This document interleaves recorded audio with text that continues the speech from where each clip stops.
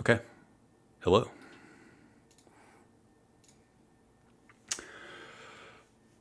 Before we start, so welcome back to session 2 of Sparrow. Before we start, anyone have any housekeeping items, anything on their mind, anything character related that we should address first? I thought about something earlier, but I totally forgot it.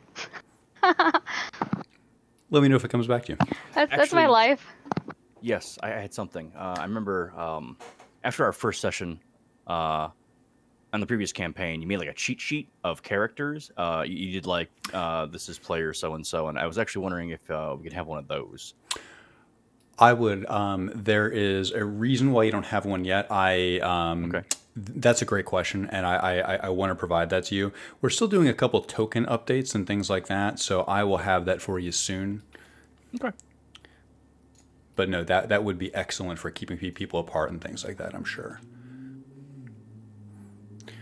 But everyone, go ahead and get logged into Roll20. Once we have everyone here, we'll do a little bit of initiative and then touch and go.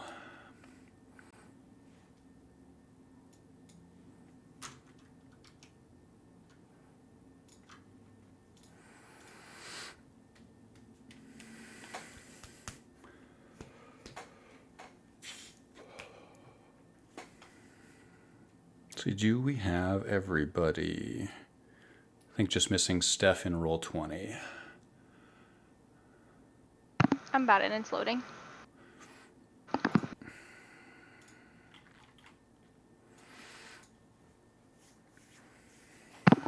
Just kidding. I created a new account.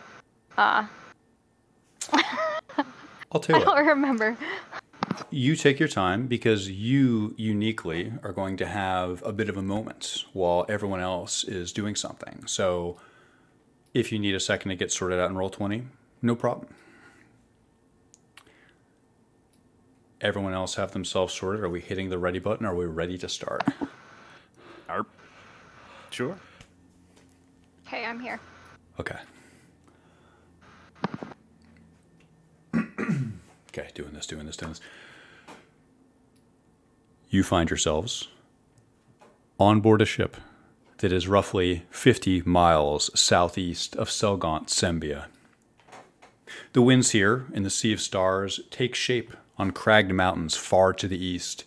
The natural forces that guide the Sparrow's sails came into motion long ago. Alan Vaughn, you find yourself steadying your legs on a barrel as you keep watch. Your right eyelid twitches as you maintain awareness. Yesterday, you ate a half ration that Eden shared with you, and you drank clear water before leaving on your expedition. You did not rest tonight, but rather you kept watch. Please roll con twice. First, for hunger. You ate a half ration. I'd like to see if that hunger affects you. So go ahead and roll con. You got it. Another thing, I did take a short rest. You did. You rested your eyes. Not enough to give you restorative sleep. Got it.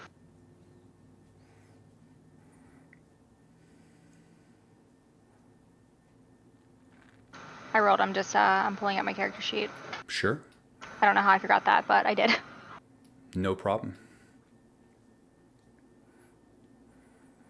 Con save, or just with con modifier? Just with con modifier. Alright, it's going to be an 11. You find yourself able to push through the exhaustion.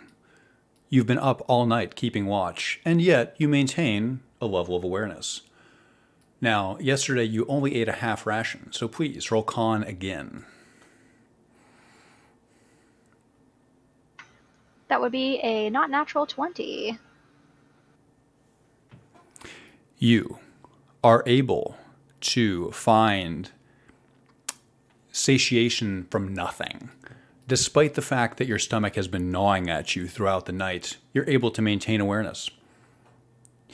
Alan, you watch as the ship's skeleton crew manages their own watch. The navigator and first mate take their first watch, while the 2 sail riggers sleep in their bedrolls at midship. Your ability to ingratiate yourself to the recalcitrant crew has assisted in your observations. Outside, you can hear soft rain falling on the sea of stars as midnight comes. We will revisit you soon, Miss Fawn. Sounds good to me. But first,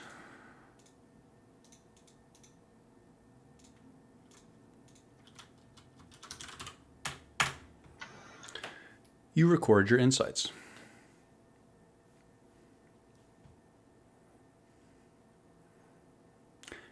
Everyone else who is currently asleep, please roll initiative.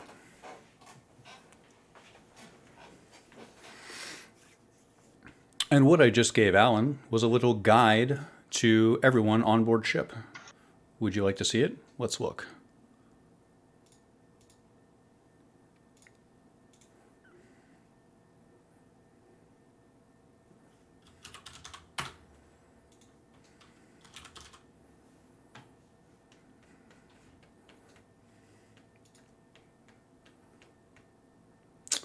And I will take those initiative rolls. How about let's start with going down Discord here. Let's start with Dave. 9. Jewel. 3. Lat. 2. Ruff. 8. We were very tired. You were. So first, Mr. Tierney Fang. Hi. You find yourself somewhere new.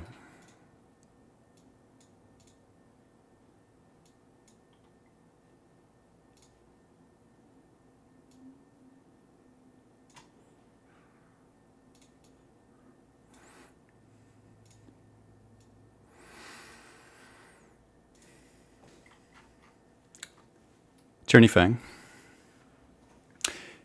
you drank water of your own yesterday before leaving on your expedition, and you ate a half ration. You are asleep as we speak. Roll con to determine if your half ration was enough to sustain you.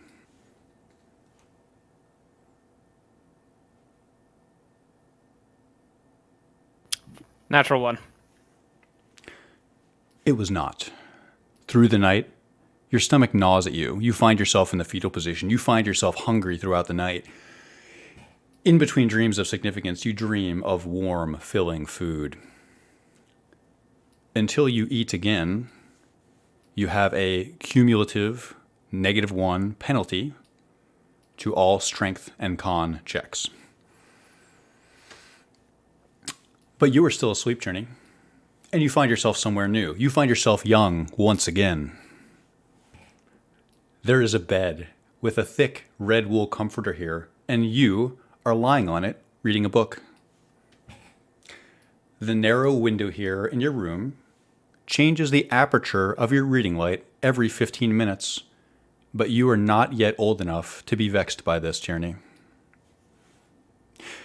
Tierney, you hear a voice, and you reflexively close the book around your finger to keep your place. The wood of your door reduces the sound of the voice, but somehow you know what will be said before you even hear it. The voice says, muffled, "Tea, dinner will be ready soon."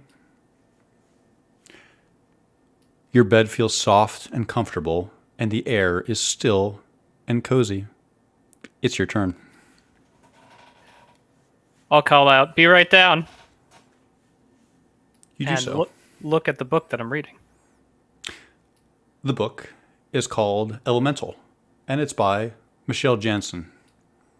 The front and back cover have a geometric pattern, and the passage at the end of your forefinger reads, "We stepped into the surf and found that the seashells were quite sharp.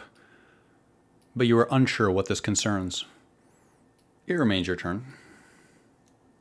I'd like to breathe in deeply and take in the ambiance of the scene and the placidity of it. I'd like to notice the soft tones of the evening, I assume. The smell of a freshly made bed, and just kind of idly take it in. You do so. You take in the scene, looking briefly outside through the tall, narrow window. You can see a busy cityscape of white stone buildings, and in the distance, bridges over the River Chianthar. I'm going to remain in my reverie, one way or the other. You do so. From the adjacent room, you hear the faint clink of silverware. It remains your turn. I'm going to take one more moment in this brief repose that I have and muster the will to get out of this cozy bed and make my way downstairs, not to leave my mother waiting. Take your movement, Tierney, as you see fit. But before you do, what feelings does this scene inspire in you?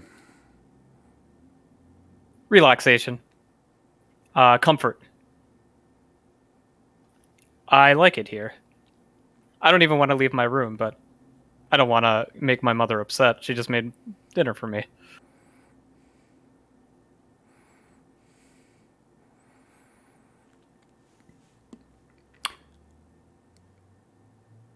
As you move,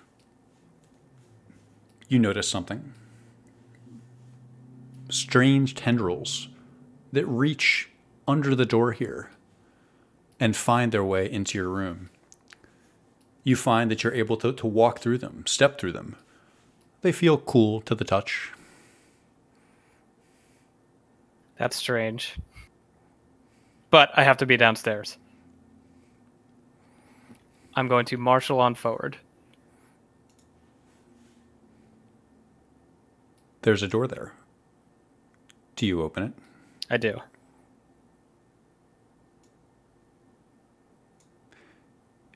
You do so. Your vision swirls, Tierney.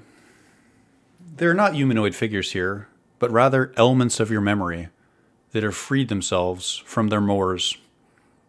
They occasionally drift together long enough to form coherency.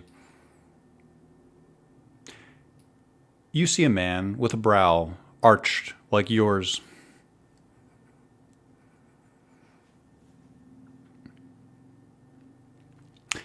Tierney, a hand reaches up from below and grasps you. You gasp distantly. It is black once again, and you hurtle through dreams.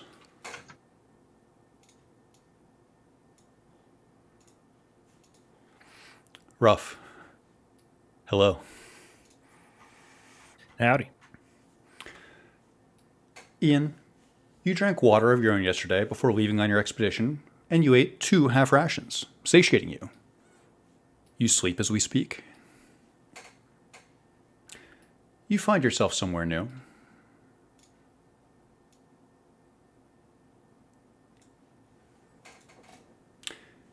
You find yourself somewhere where the air smells of sandalwood, tobacco, and rose hips. There's a piano here with 3 abandoned cocktail drinks sitting on top of it. There are 2 large paintings here on easels, and there's a door, slightly ajar, leading north.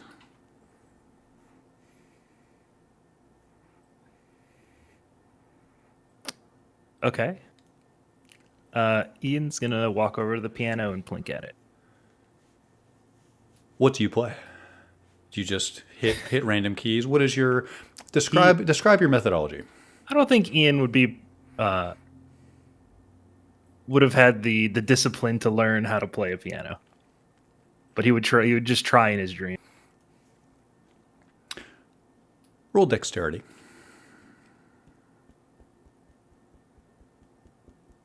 A 10. Roll performance.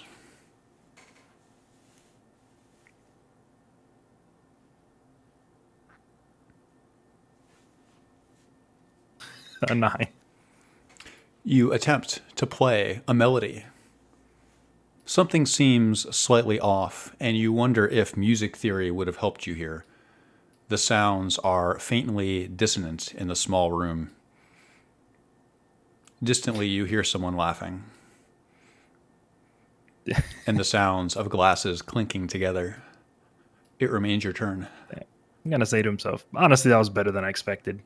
And then, what direction does he hear the laughing in? To the north, And is there a door up there? there is. It is slightly cracked. We'll walk up and peek through.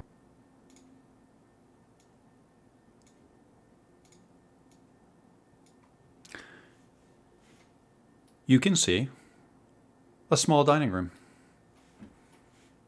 A number of plates are placed in small constellations around the table, many of them having bits of half-eaten food amongst them.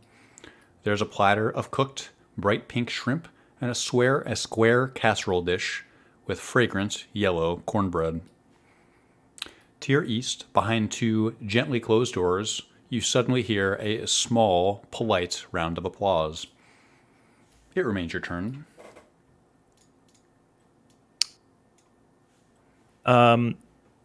Is this a place that I would recognize from my memory? You can't quite place this, Mr. Kalis.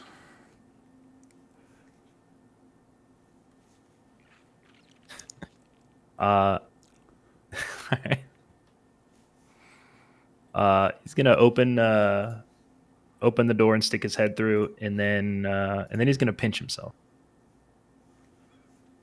There's a north door and a south door. Which one do you peek through? The north door, the one that he kind of already looked through the crack. You peek in. It's dark here. This appears to be a storeroom of some kind. The air is musty.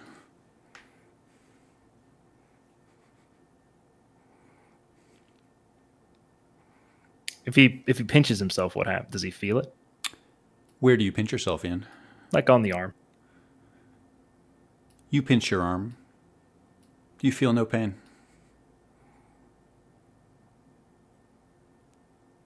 No. That's Peculiar. convenient. It is convenient for you.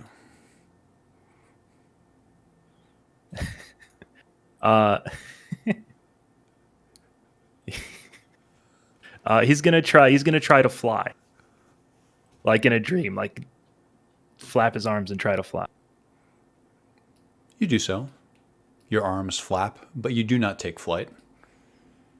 You feel a bit silly doing this, but there's no one here to see you.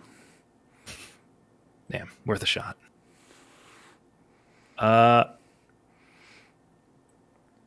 if I'm dreaming, why wait? And he's just gonna start. He's gonna stride in and try to track down the source of the laughter.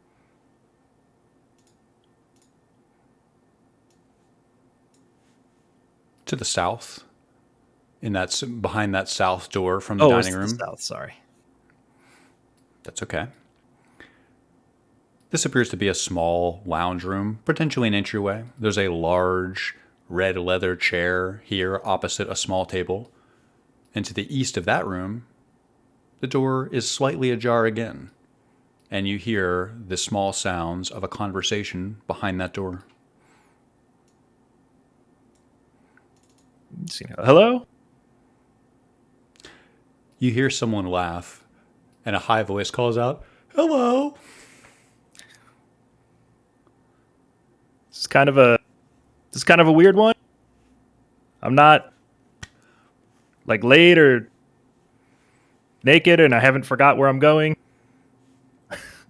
What's going on with this one? Your voice echoes around the small room.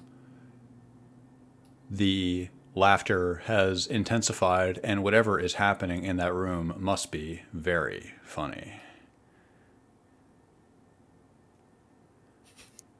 He's gonna head towards the laughter. He wants to find out who's laughing. Do so. Take your movement. You said it was like south, like down through this door? I'm sorry. It's if you look up north of there's the dining room. Exactly. That's the lounge. And in that lounge, there is a door to the east from which you just heard a voice call, hello. Here? To the east of there, Ian. Farther into your dream. Farther and deeper. I think you can see it. I'm seeing everything. Let's try again. I see this room here, but I don't see where the door would be. There's a door on that east wall in that room. That's the correct room. You are looking in the right spot. Yes, past there, into that room. Oh, he's busting in. You bust in. The red leather chair does not seem to judge you for your brusque entrance. Finally. Ian, you said finally. What does that signify? Are you accustomed to being judged for your entrances? So far it's 1 for 1 on being maybe a little bit too brusque. Personal space isn't his forte. You sense patterns arising once and again from inside yourself.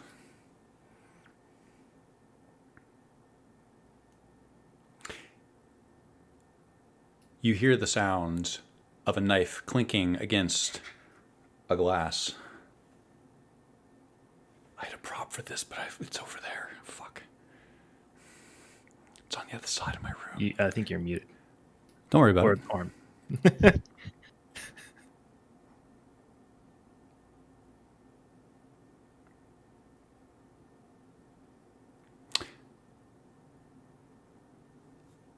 Ian, you sense something. Someone has depicted you here, but you're not sure how or where, but you see yourself somehow represented in this dream. You have a sense of self-awareness.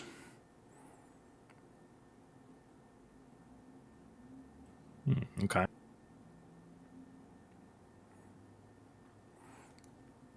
From behind the eastern door in the lounge, you again hear laughing. It seems like a small group of people, whoever it is. You only hear 2 or 3 voices. He's going to keep chasing down the noise. Do you open that door? Mm-hmm. You're certain? Oh, yeah. Like, he's going through like Kramer opening a door, you know? Just blasting in there. You do so. You open the door with a bit of a flourish and are greeted with a strange scene. There are 3 figures here. 2 are wearing masks, and 1 is wearing an elaborate crown with the horns of an elk. One of the masked figures has dark caramel skin and a white bone mask that covers half of his face. He is standing at an easel, and as you enter, he gestures to the canvas, where you can see the portrait of a man with features like yours. The woman wearing a horned crown turns at you and asks you a question as she laughs. She says, "Did you lose your mask?" I guess I must have. Do you have another one for me? She laughs and gestures to the canvas. The face in the painting grows, and suddenly, somehow, it's larger than the canvas. The artist smiles and laughs as you gasp in your throat and turn over in bed, drifting somewhere else.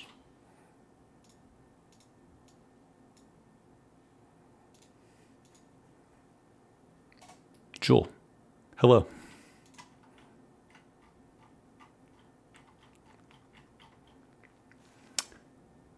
Eden,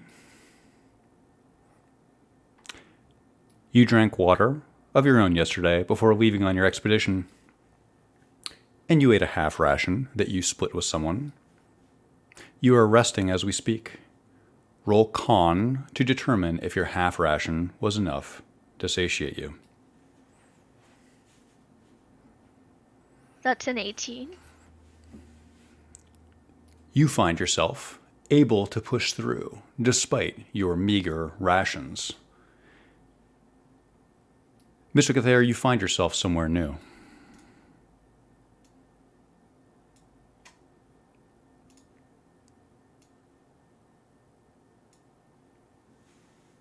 You find yourself wiping your brow of sweat. You are somewhat unsuitable for manual labor, Eden, and yet here you are trying to make sense of the earth. Mr. Cathair, you seek to find significance, but here you find only 2 mining picks, a crane, and a mining cart. The tracks lead to a spot where the mining cart is resting, and behind that you can see a deep, dark mining shaft. It's your turn. I think Eden looks around at the rocks. Is there anything special or that sticks out in particular about the scenery? There is absolutely nothing that sticks out to you. You realize abundantly that the rocks are featureless, formless. Roll wisdom.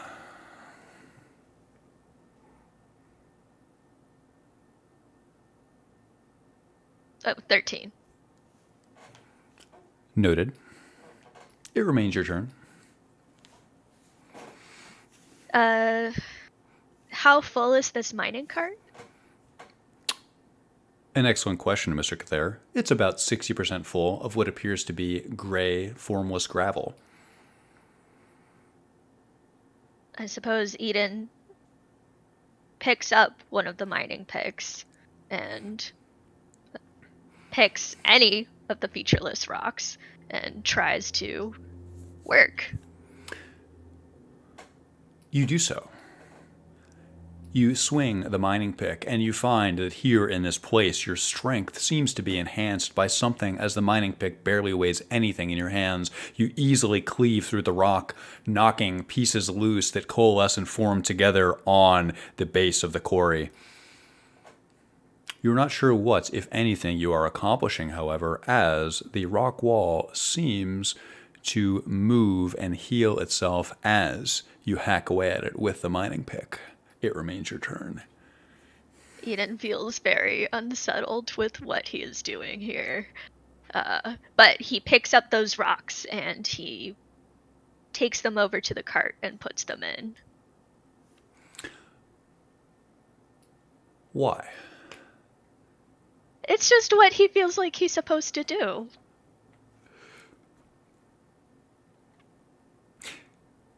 Do you find yourself following the path before you?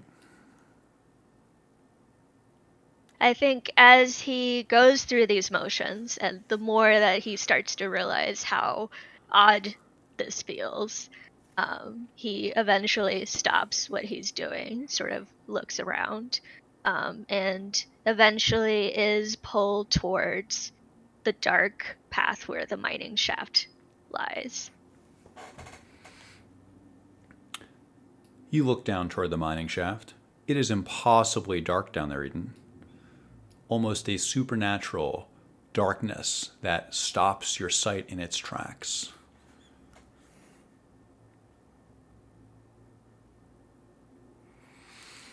So this is a dream. Can he take wild shape?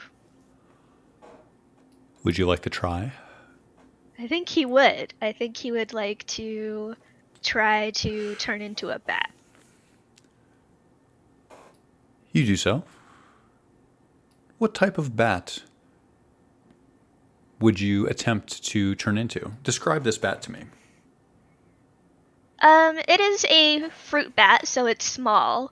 It's not very intimidating to look at. Eden sort of likes it because the faces look like foxes, which he's seen a lot of. And it's got very big, leathery wings, perhaps almost comically so for its size. strangely proportioned, yet somehow pleasing. Subtle, yet flexible. Eden, you hear a rumbling from up above you as you assume the form of this small fruit bat. Something about what's above you grants you a sense of dread. Do you look up or do you look down? I think he looks down. You do so. The rumbling sound intensifies.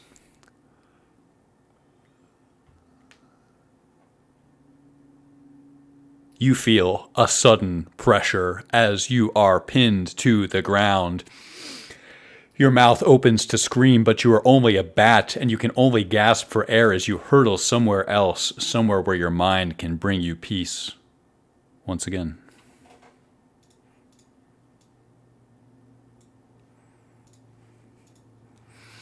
Lat. Hello. Hello. Green Cromwell.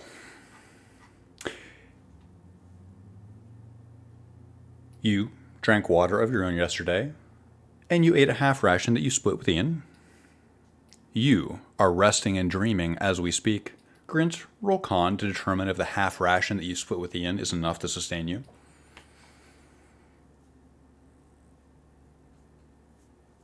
Nat 20. You find yourself not just sustained, but pressed forward by the act of breaking bread with your new compatriot. Grint Cromwell, you find yourself somewhere new. This one's my favorite. Grint, you find yourself taking a breath of the cleanest air you have ever supped, Grint. It reminds you of making camp high in the mountains on the spine of the world. You can picture what the stars looked like when you were there. Somehow, they seem closer now. Grint, you find yourself 18.2 miles tall. You weigh as much as 12,000 megalodons, larger than the largest dragon. Your beard is longer than the Sword Coast. You notice that you have both of your eyes once again. And looking downward, you can see with great clarity a small and insignificant world. Your leg itches and you shift your weight. Roll 60 D100. I'm 60 D100s. Correct.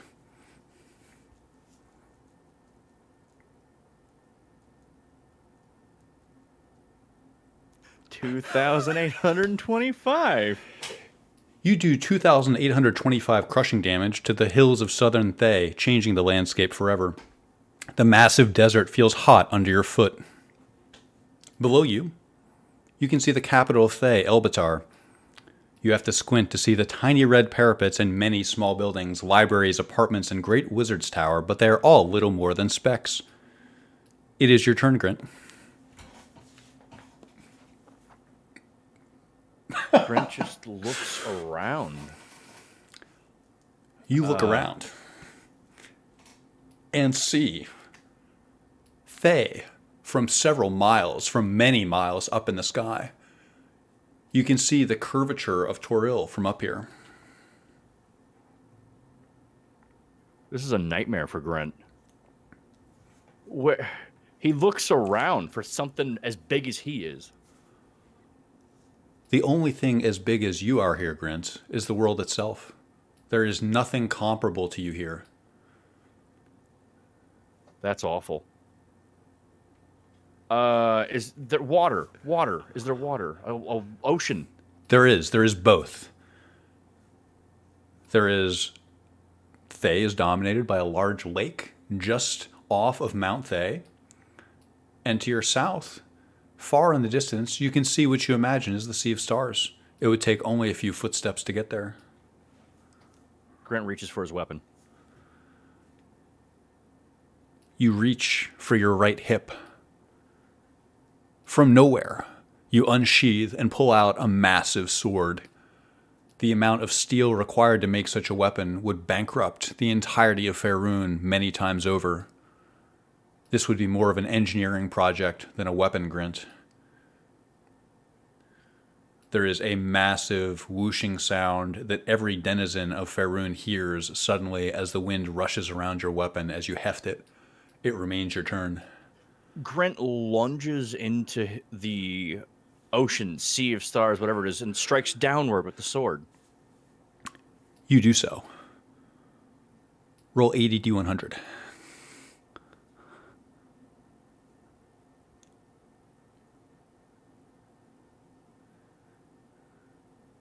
$4,507. You do 4,507 slashing damage to the Sea of Stars. Unknowingly, you cleave through fishing boats and a small fishing village that escaped your eye. You kill 17,802 citizens of Thay, and you feel Tempest smiling upon you. It remains your turn.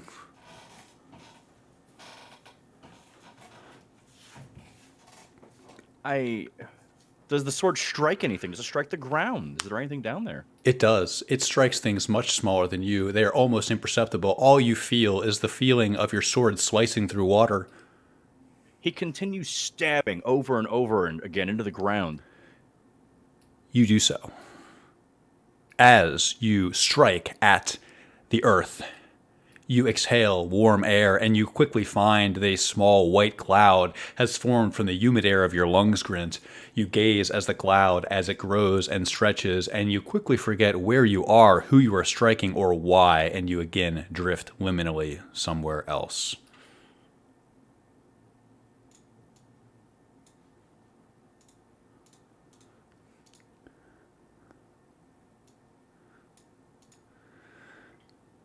And we'd find ourselves back in the prime with Alan Vaughn. That's me.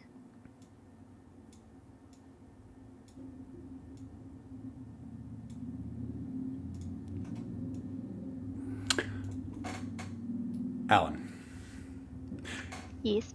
you find yourself bearing sole witness to something. The ship heaves under a heavy wave, and you feel a sense of weightlessness for a moment as the hull crests through the air before finding the sea again. You can hear Grint snoring, and then you hear shouting from the top deck. Grant snoring all the way downstairs. Oh yeah, everyone on the boat can hear Grant It's snoring. Oh loud. boy. Oh boy. Oh boy. It's a loud rumble that echoes through the deck. Hearing shouting upstairs, I will take myself up to the top deck. Make sure you take your movement here. I guess I can't. Yep, I have your movement takes you right there. One moment.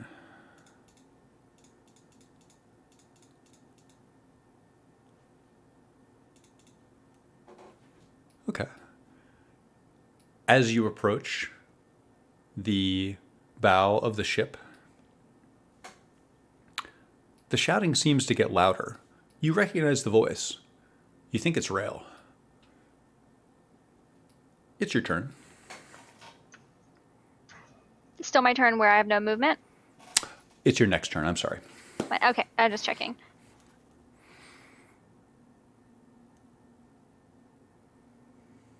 I make it to the top of the ladder, and I take a look around to see what's going on.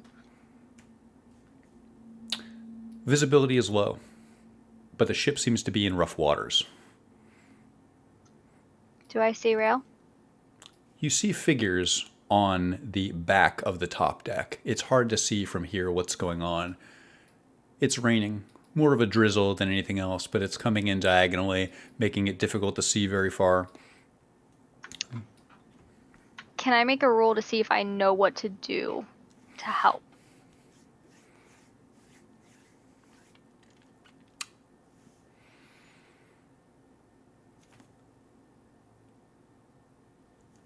Insight.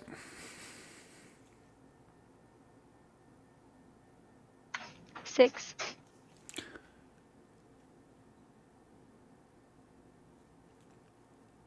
You spend a moment pondering how you could help whatever the source of the shouting could be. It's difficult for you to discern who's shouting, why, or what they're shouting about for you to truly lend assistance. It remains your turn.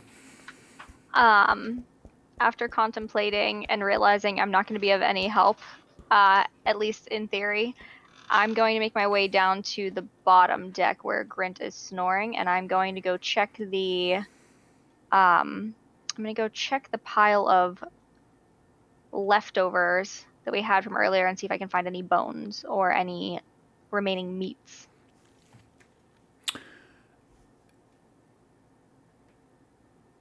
You find scraps of the sausage that Grint and Ian split, little more than a tiny bit of sausage casing. Well, I cleaned the plates from the crew earlier and dumped them into a bucket. I would search there as well to see if there were any bones or meat left over from whatever they had.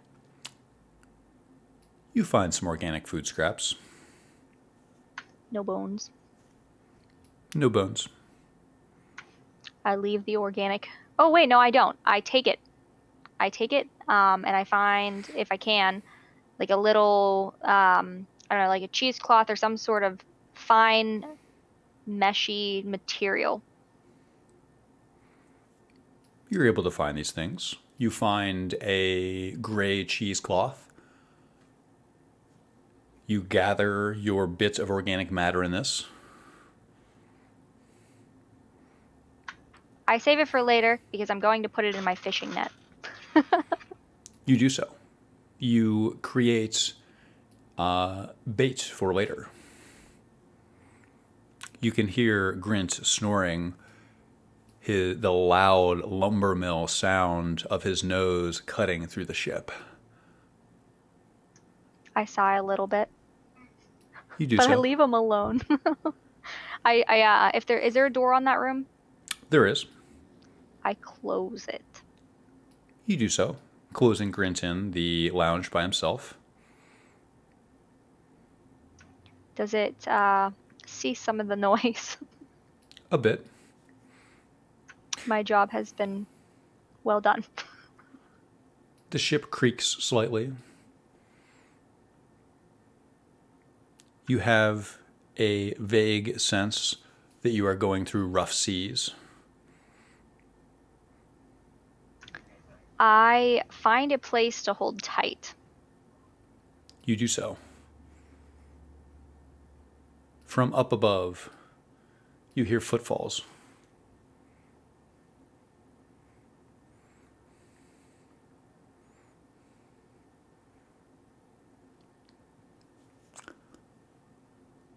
You hold tight.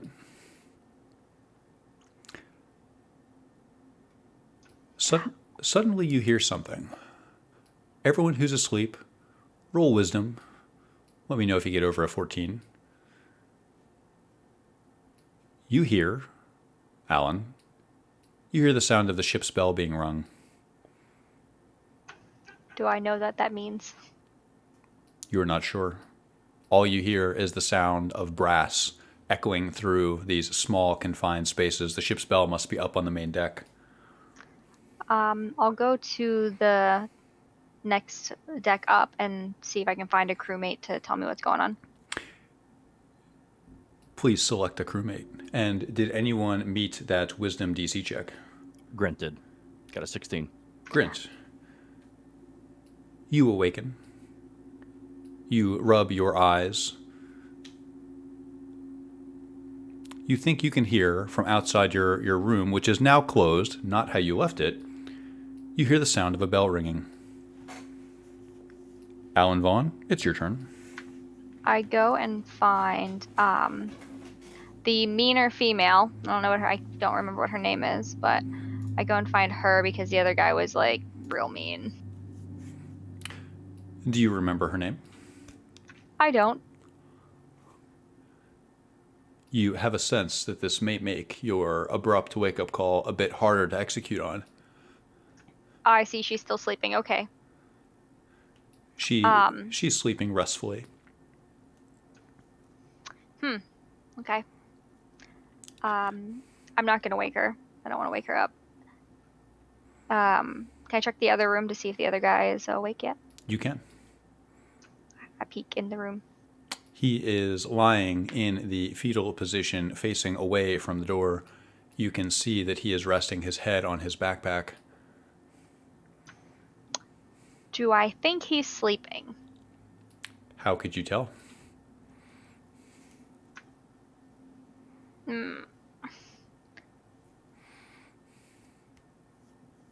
I will whisper to him.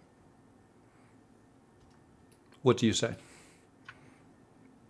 Hey, are you awake? One moment.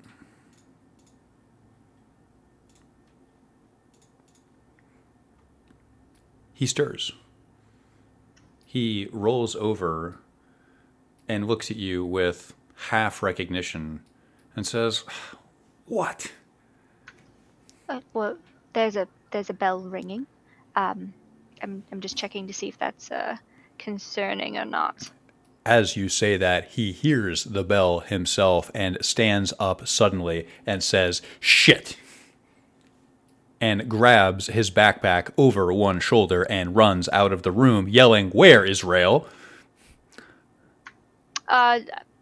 Top deck, I think. He runs off. Grant Cromwell, it becomes your turn. Do I hear footsteps above me like that guy's hurried? So You do. Yeah, so Grant's going to interpret that as something's going on. Grant's going to head to top deck. Take your movement. Let's see how far you can get.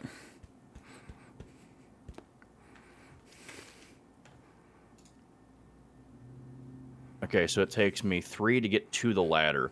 How much more to get to the top deck from there? Each ladder is 5 feet. So I can get just to the top deck, basically, then. You could gaze around. Right, yeah, I could. Okay, I'm going to pop up to the top deck, then. Just pop my head up. Go ahead and make your move and do so.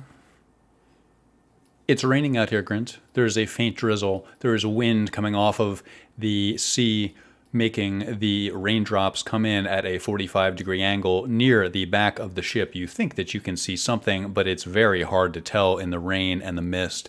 Off of the starboard side of the Sparrow, you can see land and a rough coastline.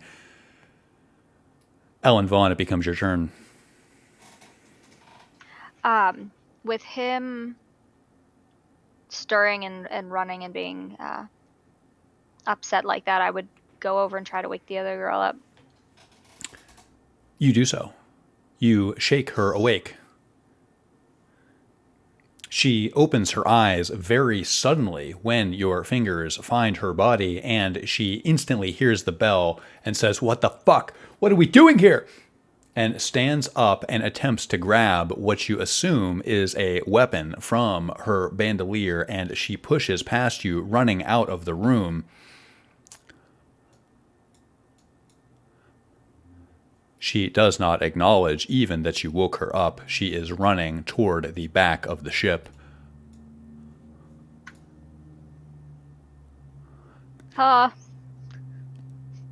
Shit, I think. The commotion on the ship causes a bit of a rancor. If you are still asleep, roll wisdom again.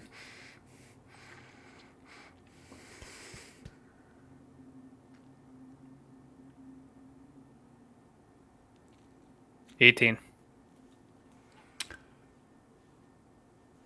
Tierney Fang. You awaken suddenly with a sense of dread. You can hear a bell. I'll look to the bed in the same cabin. You See see it's empty. the bed in the same cabin as you is empty. The covers look like they've been moved somewhat recently. It's hard to say. The porthole, I assume, which is near me. What can I see out of it? You can see the darkness of the ocean. You see only rain and clouds and the darkness of the surf. You have no easy way of illuminating this. I'm sorry, go ahead. Going to take a moment and listen deeply. You do so. What are you listening for? I'm listening for the intensity of the storm. The storm does not seem terribly intense. Due to a lack of other commotion, I will assume that I woke up in a start due to the dream I had. And I will slowly get myself ready for the morning. You do so. I would like to take out a straight razor if I have one. And maybe do some work on my stubble. You take some time performing grooming. You attempt to shave your beard, is that correct? Yeah, that's right. You do so. It will take you a few minutes. That'll end my turn, I assume. It does. One quick thing, though, before you go. Roll dexterity. How well can you shave on a ship that's being tossed by the waves?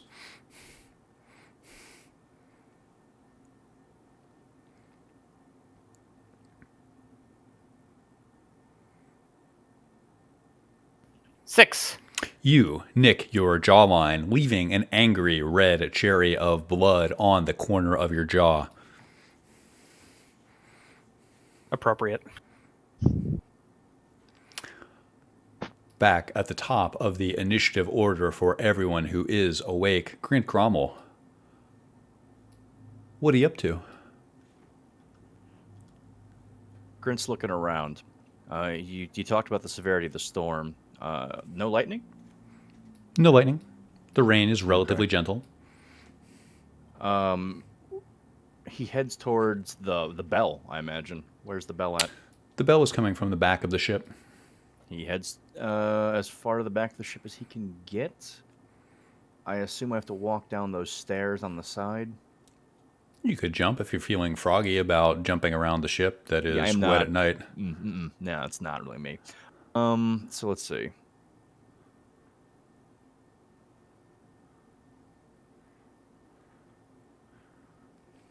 So I get to about right there with my movement. Or, hold on, am I 25 or 30? It's 25, that's what I thought. Okay. Grant's legs are relatively short. True enough.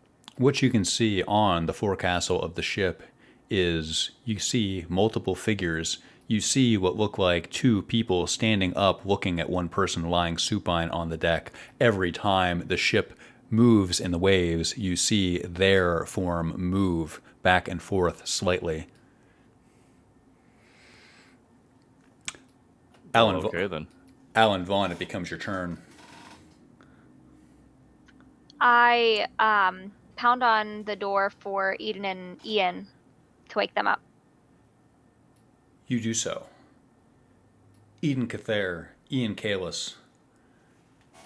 You are swept from your reverie by the loud sound of pounding on your door.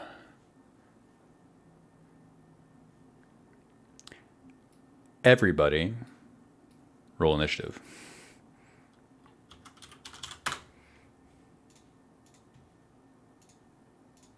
I'm getting my in real life dice. My physical dice soon. But it's an 8. I have a 10.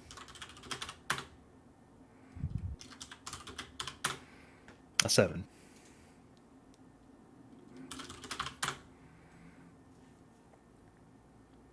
And Grinch. 19.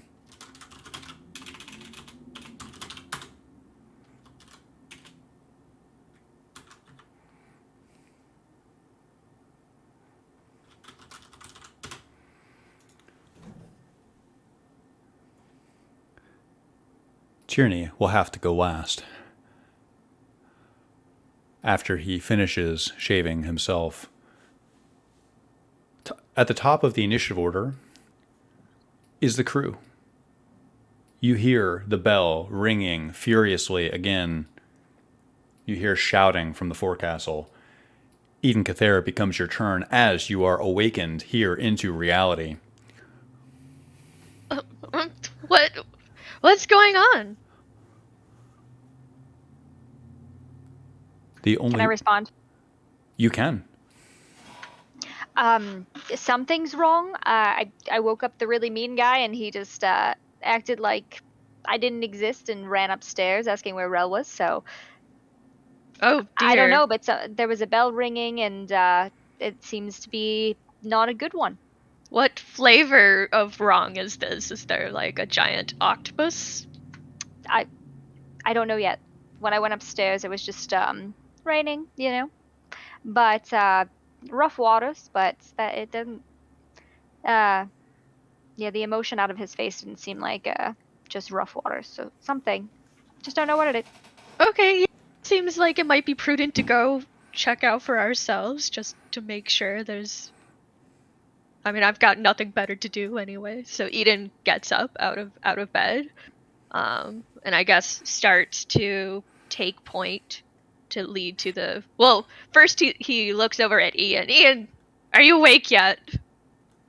Is it breakfast? It could be, depending on the kind of surprise they have for us. Oh, Up deck?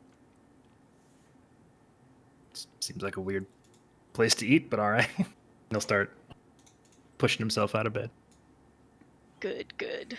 So then Eden will take his movement 5, 10, 15, 20, 25. And he gets part way down the corridor. You do so. Eden, as you get partway down the corridor, you can see near the stern of the ship one of the sail riggers come running down the stairs and furiously take off in a sprint toward the back of the ship. Excuse me, sir. What's going on? He ignores you. Whatever he is doing, he is totally invested in. From up above, you hear a female voice yelling, "Get his fucking logbook!" Alan Vaughn, go ahead. Oh, I was going to say, that must be the captain. You make that assumption.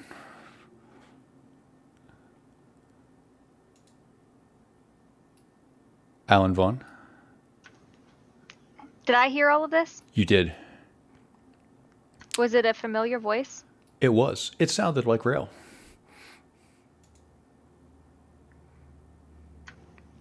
Have we docked at all? I would have known because I was awake overnight. You can't imagine that we're docked to anything. Unless it's another ship. Spooky. I'm just gonna use my movement at this point. Where are you going? Try and get up top. You do so, and you pass someone you know, one of the riggers who is trying to find something, anything. Ian, it becomes your turn. All right, that was strange. 4.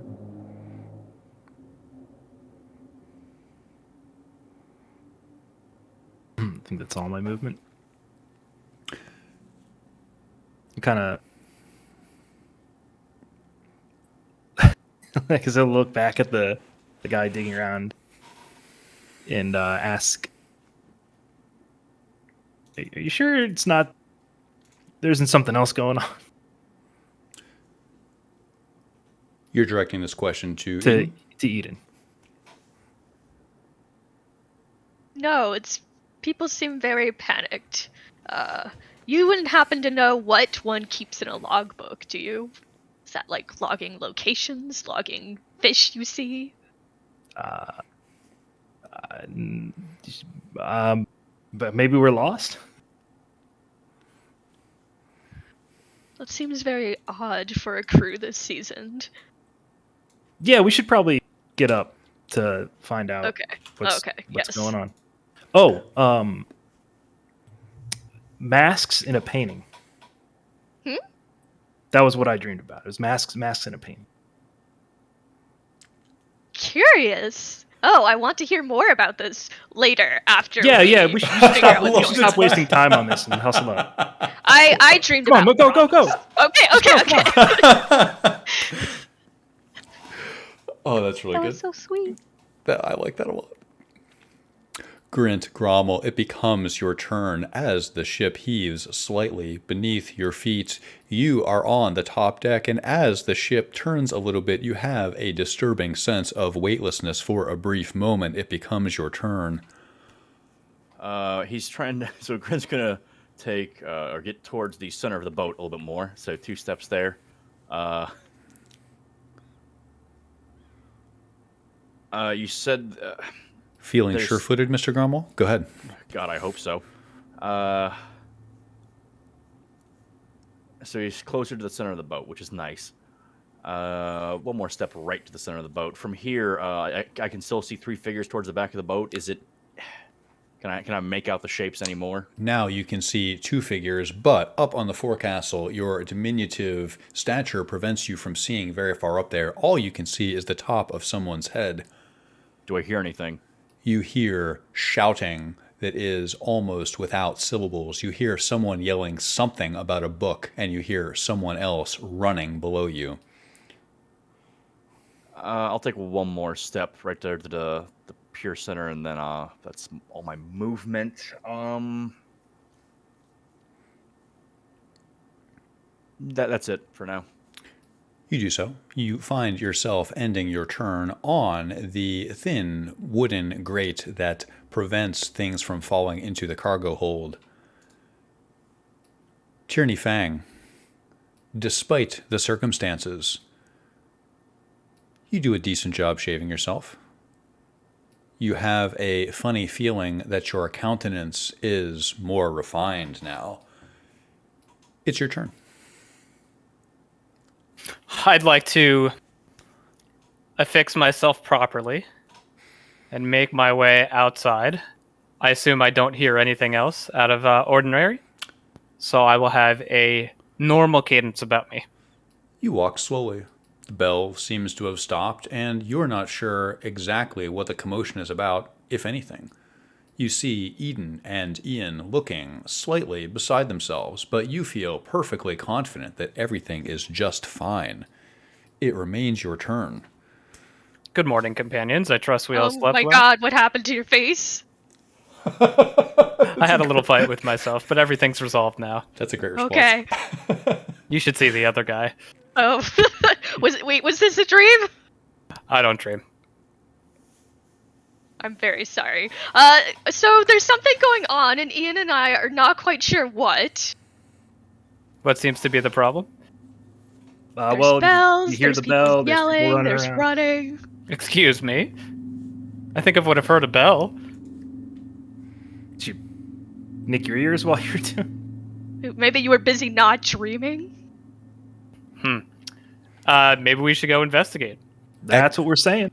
Echoing through the hull, you hear a voice from the stern yell, "Where the fuck does he keep it? Where is it?" So they're looking for a logbook. A logbook? Are we on harbor?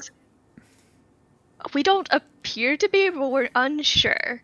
And somebody ran past towards the back of the boat to go look. So maybe we should help? I'm not sure that we'll get up and get more information. Are we being boarded? Not Why sure. else would we need to show proof from a logbook? Oh, is that what you keep in a logbook? Okay. A log of where the ship's been. You've never been on a boat before, have you? I don't Anyway. find myself. Perhaps we should get ready for something more violent. Tierney, your turn ends. We're back at the top of the order.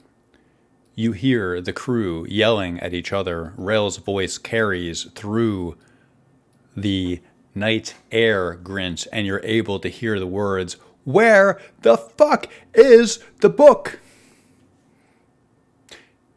Eden, it becomes your turn. All right, Ian, let's split up. You go upstairs and find out what's going on, because I'm sure people will take one look at you and immediately trust you as I have. And I will head towards the back and look for a logbook. Sounds great. I'm definitely a people person. Okay. Mr. Cather, it remains your turn. Okay, so he goes past Ian and starts down the corridor towards Alan and where that other person, he saw that other person run. You do so. You move toward the back of the ship where you do see Alan Vaughn, and you can hear the commotion of someone rifling through a container or hitting something with a blunt object. Alan, it becomes your turn. I move to the top deck, so You do so.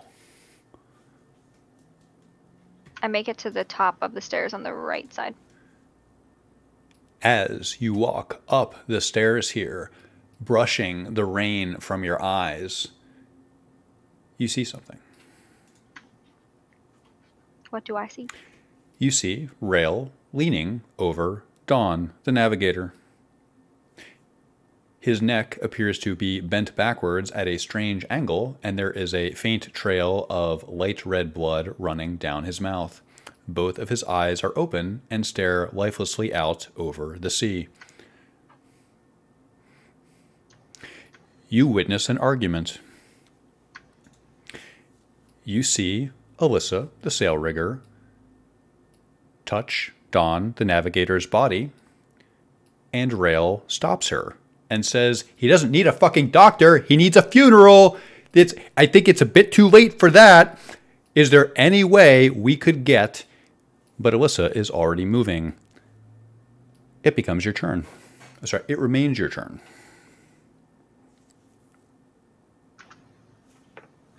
Rel, what the hell happened? She looks at you, locks eyes, and says, I don't know. Oh, so he just magically unalived himself like that? Or someone unalived him for us. And which one of us would that have been? I was downstairs, and so were Alyssa and the really mean guy. And you were up here with him. So you tell me who unalived him. She shakes her head as if to avail herself of the thought. She gazes upward at the sails for a moment. Ian Kalis, it becomes your turn. Okay. Ian's going to move over to, I guess, these stairs. But before he goes, he's going to pause at Tierney and go, if they're looking for a logbook, I mean, you've got that key. Maybe you should see if it's locked behind that key or something. Or wasn't there another place downstairs that was locked? I found the lock that corresponds to this key, but I guess there's no harm in looking. Well, we could just go offer it, I guess. I don't know. Fucking, who knows what's going on up there? I'll just walk to go upstairs. This seems too exciting to go looting and pilfering at the moment. No, I'm saying, like, find the book. Find the book. Let's figure out why they need the book. Okay, up we go. It remains your turn, Ian. All right, he's going to climb up, and as he goes up, I want to cast Cantrip. Which cantrip? I have Shape Water. Okay. I want to Shape Water to just keep the rain off me. You do so. As you put your head up through the port, the port for the ladder, you can see that the rain is coming down at quite an angle, and you possess the ability to shape water away from yourself. You do so, creating a small bubble wherein rain cannot penetrate. This grants you slightly better visibility, and you're able to see a bit more of the scene. Near the stern of the ship, you can see Rail, the first mate, bent down, tending to something relating to Dawn, the navigator. For a moment, you can see her look concerningly up at the sails. Grint Cromwell, it becomes your turn.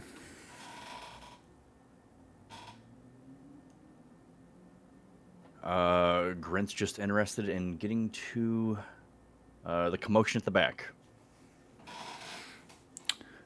I have a question. Is it possible to do a dash to double my movement? You can. Yes, dash is something you can do. So, yes, you can double your movement using your standard action, although this may limit other utility of your turn. That's quite fine by me. Since I won't have any utility until I get there anyways. A fair assessment. I should be able to get up to there, yes? Let me measure. Oh, definitely. That's You what I do so. thought. Okay. Well, can I get one more square? Is that You I think can. so, right? Yes, you had excess movement there.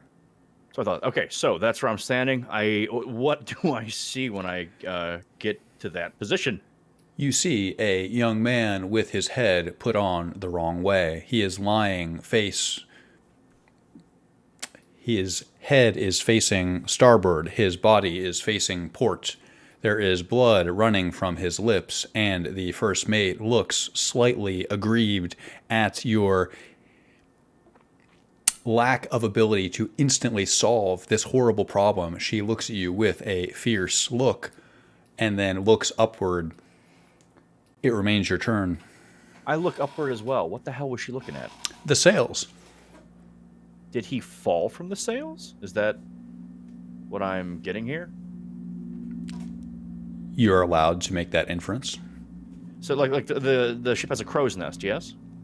It does. Do I? How do I put this? And that's where the navigator normally sits. So did he? Do I think it's plausible that he fell from the crow's nest to the deck? You find this theory plausible. Okay, fuck it. I'll just say, did he fall?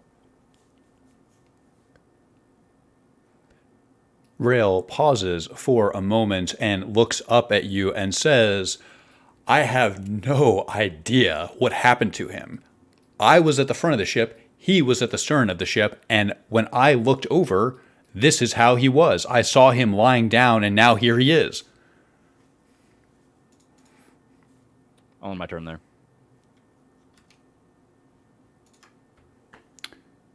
Tierney Fang.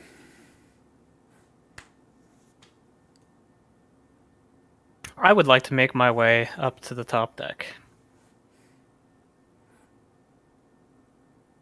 So I'm back here. I'm moving up.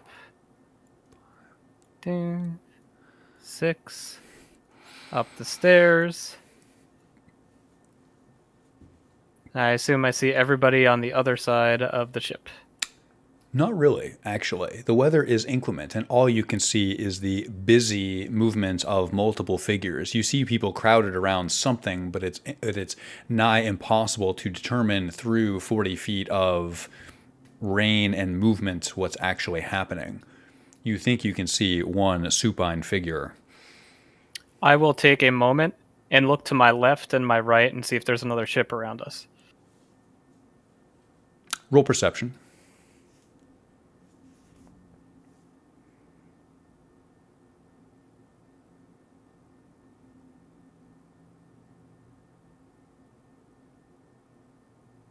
$19. You gaze out over the water, attempting to discern, is there another ship? Was Sparrow boarded? You see nothing but the whitecaps of waves, and disturbingly close off the starboard of the ship, you see coastline. Are we headed toward the coastline? No, but it's very close. Can I make out the features of the coastline at all? You can. It is rocky. The cliffs extend about 40 feet up out of the water. At the top of the cliffs, you can see distant conifers. Okay. That'll probably end my turn. I would agree. At the top of the turn, the crew goes.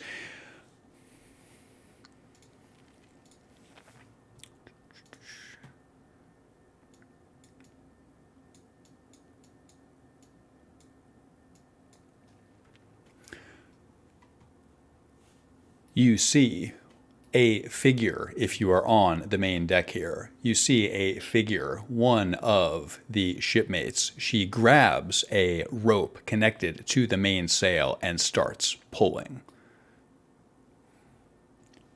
Eden, it becomes your turn. All right, I think Eden will also dash, double his movement to try to get to the back of the ship. And he'll stop at the entrance to, I guess, the first mate's room and sort of peer in and say, what does it look like?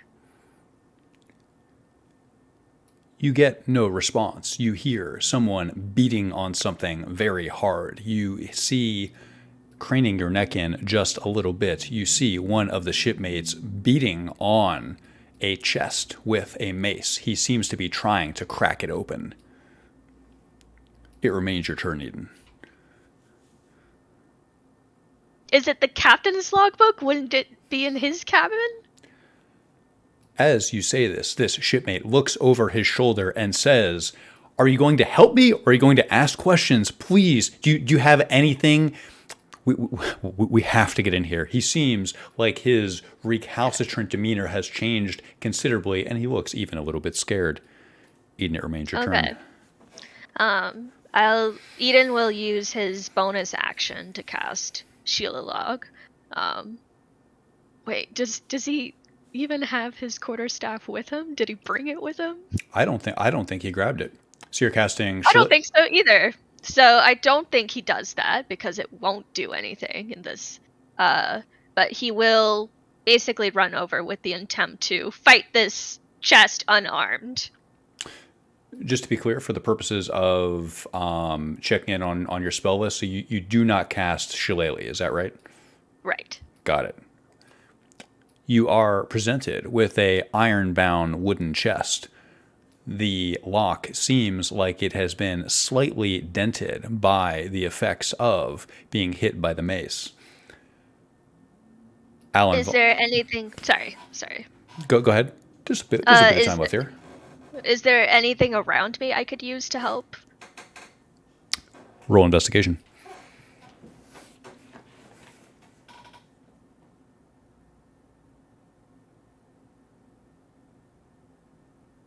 $18.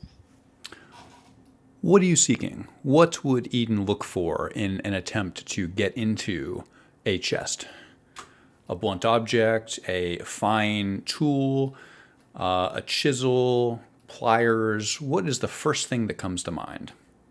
So something metal, long and narrow, to try to pry the lid open while my new friend is beating on the lock. Like a pry bar or like a long something like that. You find nothing like that here in the first mate's quarters.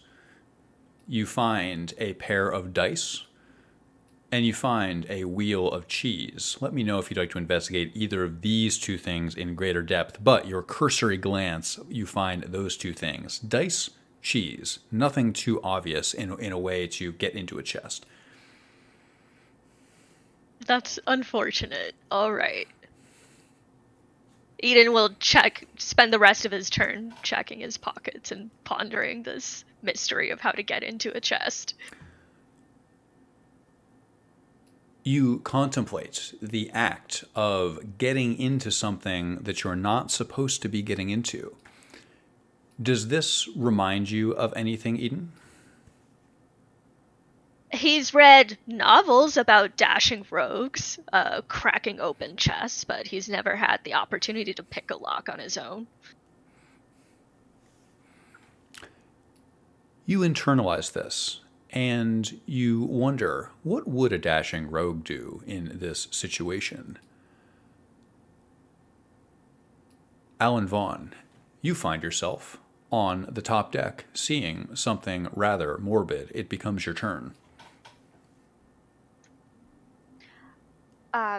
Rel, I heard everybody yelling about a logbook. Why is the logbook important currently?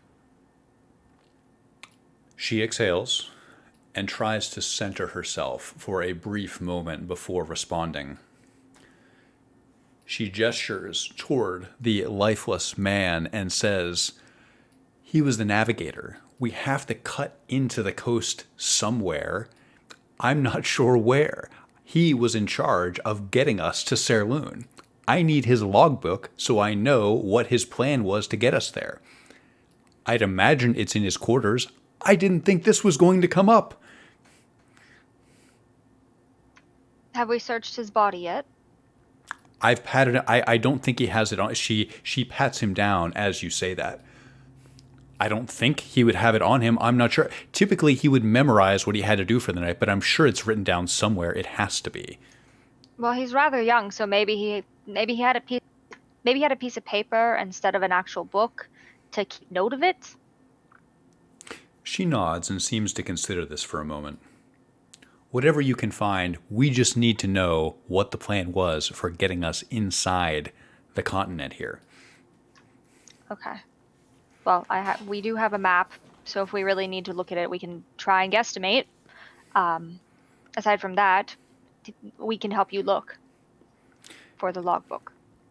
She nods and says, I'd rather not guesstimate with a 60-foot ship, but if we have to, we have to. I agree with you. It remains your turn. I will see if I can. I'm going to feel really bad about it, but I'm going to see if I can check his pockets and his body to see if it was there.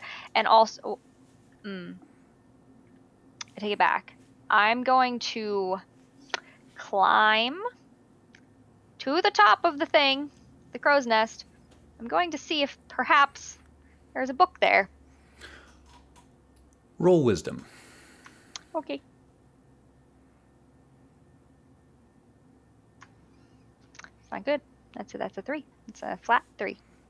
You feel like you'll have an easy enough time making it to the top of the crow's nest as you gaze at the rope webbing that leads nearly 30 feet upward into the storm. Look, Tierney, I'm a trooper, all right? Okay, I give it a go. Go ahead and roll acrobatics at disadvantage.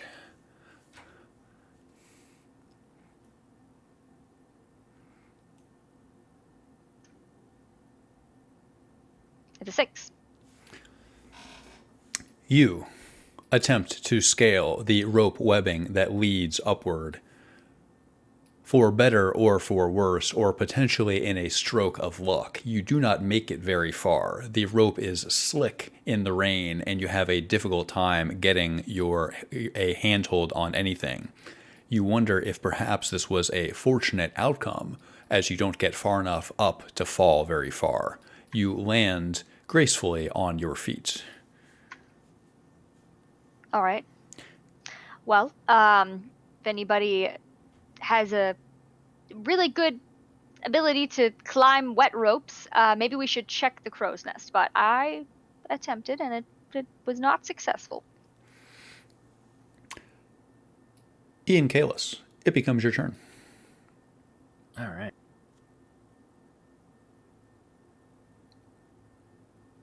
Your magical bubble keeps the rain at bay as you move. I think I can only get to like here.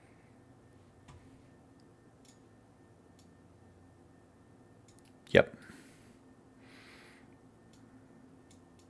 Can I see what's happening up front from here? Up front? Or up back, sorry. You can see one of the shipmates adjusting the mainsail. You see Alan Vaughn attempt to scale the webbing up to the crow's nest and quickly give it another chance. I'll just I'll take the dash action and get a little closer. You do so. You scramble over an empty crate here on the deck. You are greeted with a macabre scene. You see the navigator lying on the deck with his head placed peculiarly on his neck. It remains your turn. God, is that why we're looking for the logbook? Rail, the first mate, looks over at you and says with a glimmer of recognition, "Yes, that is why we're looking for the logbook." It's like a logbook of prayers or like resurrection scrolls or something. I don't know how it's going to help him. She narrows her gaze and says, "I think he's past the point of help. I'm trying to help us and the ship get through whatever it is that we're currently experiencing, sir. If you know anything about this, please help us right." Do you know where the logbook is? Do you know medicine? Do you know anything? No, but Tierney's got a key. Tierney's got a key. Okay. That's a start. She runs a hand to keep her hair out of her face and looks at you. She shakes her head and says, I'll take any help you can get. Was I able to see Alan try to climb the crow's nest? Yes. All right, he'll kind of like snap his fingers and go, "Oh, if you really think it's up there, I could levitate you. But I mean, it's probably a waste unless you really think it's up there. I mean, you could try. It could be." She looks at you questioningly and says, "Why don't you levitate yourself up there? I can't say I'm comfortable with being levitated, my friend."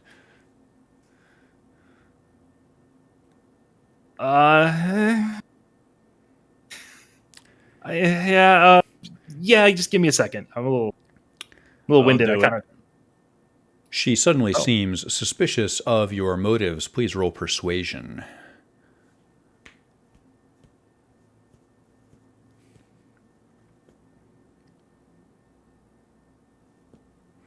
An unnatural 20.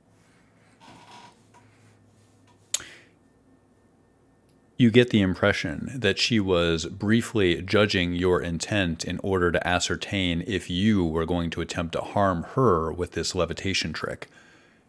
You seem to have satisfied her curiosity. It remains your turn. Look, I don't really care who we send up there. Did he fall? Did somebody do this? I have no idea, sir. He's gonna kind of look at Grint for a moment and kind of like. You make eye contact with Grint Grommel. He's gonna look at Tierney and goes, like, make a kind of sword stabbing a table motion. I'm across the ship. Oh, he's too far away. Look, we just met, man. I don't. He'll just shrug and go, okay. Yeah, let me give me a second to prepare, and I'll end my turn because I'm out of movement. You do so. Preparing. Stealing yourself, perhaps? Or stealing myself to convince someone else to go. Getting ready to persuade Grint. Well, maybe not Grint. We'll come back to it. We'll come back to it. Grint Grommel, it becomes your turn. You see Ian size you up strangely for a moment. You're not sure what he's thinking.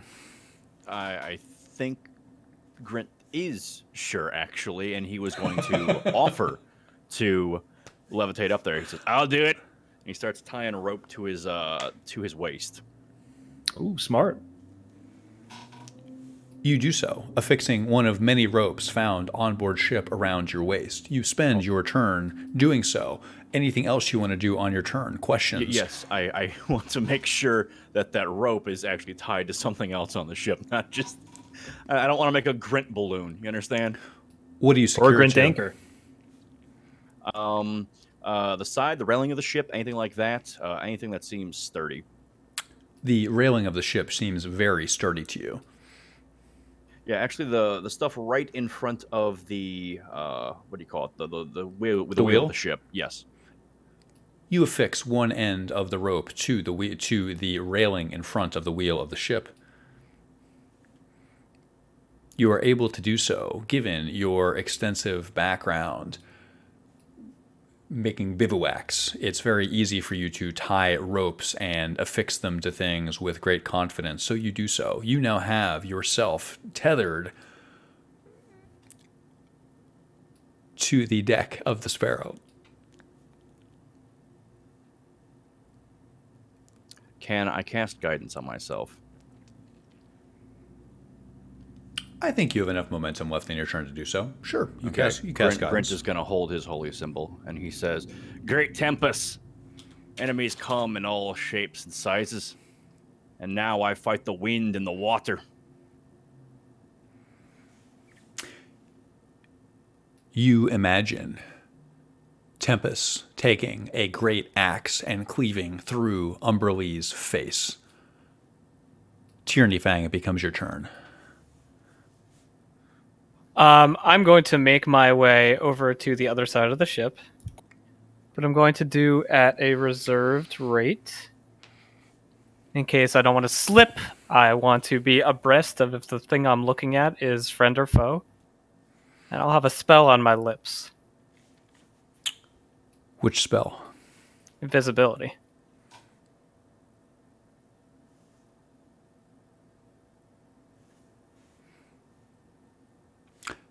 As you walk down the stairs at a leisurely pace, you feel fairly sure-footed. The deck is wet, and you can see the mainsail of the ship slightly changing direction as it is being adjusted.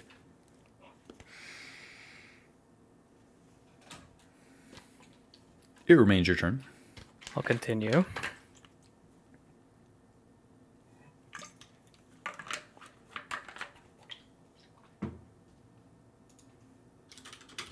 I'll walk up the stairs to where the rudder control is. What do I see? You see Grincrommel tying a rope around his waist and then the other end to the railing of the ship. You see the first mate, Rail, directing one of the ship's riggers to move the sails. You see the navigator lying dead on the deck of the ship. You see Alan Vaughn reconsidering after making her way partially up the rigging on the way to the crow's nest. You see Ian Kalis with a strange effect where rain is bending around his head as he takes in the scene. It remains your turn, Mr. Fang. I'd like to walk up to the corpse and examine the scene with particular attention to detail. Tell me, Mr. Fang, when you think attention to detail, are you imagining treating the corpse with reverence? Are you imagining trying to get to the bottom of what happened? Are you trying to find possessions on the body? What is your intent here? I want to know how this man was killed and who did it. I'm not interested in his belongings. I'm not interested in his sanctity. I'm interested in who killed him. Roll investigation.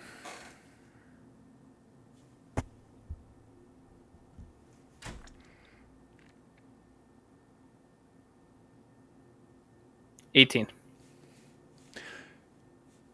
You are able to determine the following from your brief investigation. You run your hands along his spine and find very quickly the cause of death. His neck is broken. It appears that his face was hit with something because certainly the bruise across his right cheek was not caused by falling on the deck.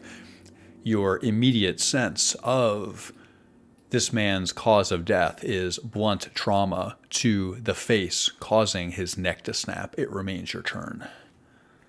I'm going to look at my immediate surroundings for a loose plank or something that might look like the probable weapon. Looking at the deck of the Sparrow, you see a number of loose planks, and you come to realize that the ship is potentially in a bit of a state of disrepair. You would need to refine what you're looking for beyond a loose plank because the Sparrow is made of loose planks. I will stand up and collect myself and gaze warily at the people around me, waiting for them to speak instead of speaking first. You do so.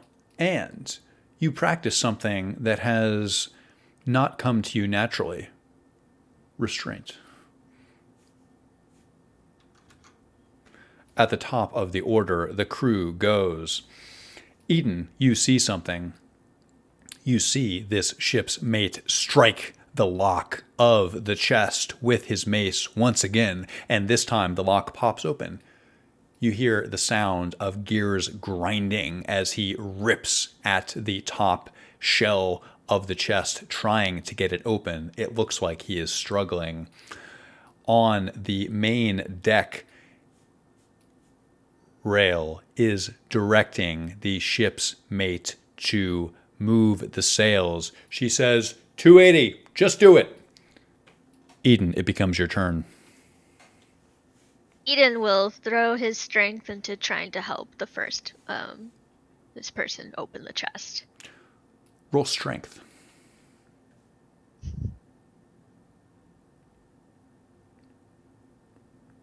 That's a 2. You put both of your hands on the top of this chest and you attempt to pull upward. However, you're just a bit nervous and you lack the grip strength to hold the smooth, oiled wood on the sides of the chest. There is simply nothing for you to grab, so your hands slip upward very quickly. So what seems to be giving the resistance? What does this chest look like? It seems like the lock mechanism has been broken, and at this point it is the remnants of the gears or the lock mechanism. This chest will never accept a key again, something latent in that lock mechanism is simply sticking it shut. The lock is broken, but the chest is still closed. Does it have hinges on the back? It does. Okay. So I think Eden might ask this person to step aside for a second. He's gonna try something. But get ready with your mace because I'm very bad at this and you'll need to hit it again. And he'll cast heat metal while concentrating it very specifically on the hinges. You do so. You cast heat metal. The hinges on the back of this chest are silver, then orange, then bright red, then bright white. As they expand and crack, you can smell wood burning as the hinges get so hot that they burn through some of the ancient chestnut that holds this chest together. You have a feeling that the hinges have now been rendered useless, and another attempt to get this open would have an easier time. Okay. Now try. The shipmate looks at you. He pushes his graying hair out of his face and seems impressed by your methodology for getting into this chest. It is far more sophisticated than anything he tried, and he nods at you in appreciation as he prepares to try once more. Alan Vaughn, it becomes your turn.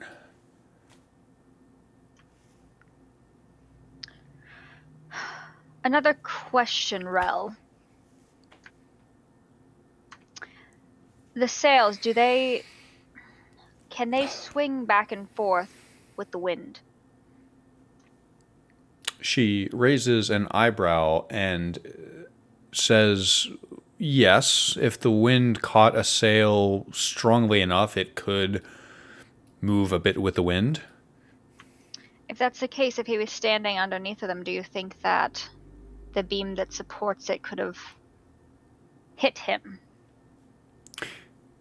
She strokes her delicate chin as she considers this, and then quickly shakes her head. I don't think the wind was strong enough to do that. That's an excellent theory for something like a sailboat, but on a ship this size, I suspect something else must have happened. Don was young, but this wasn't his first time on a boat, for sure. Sure.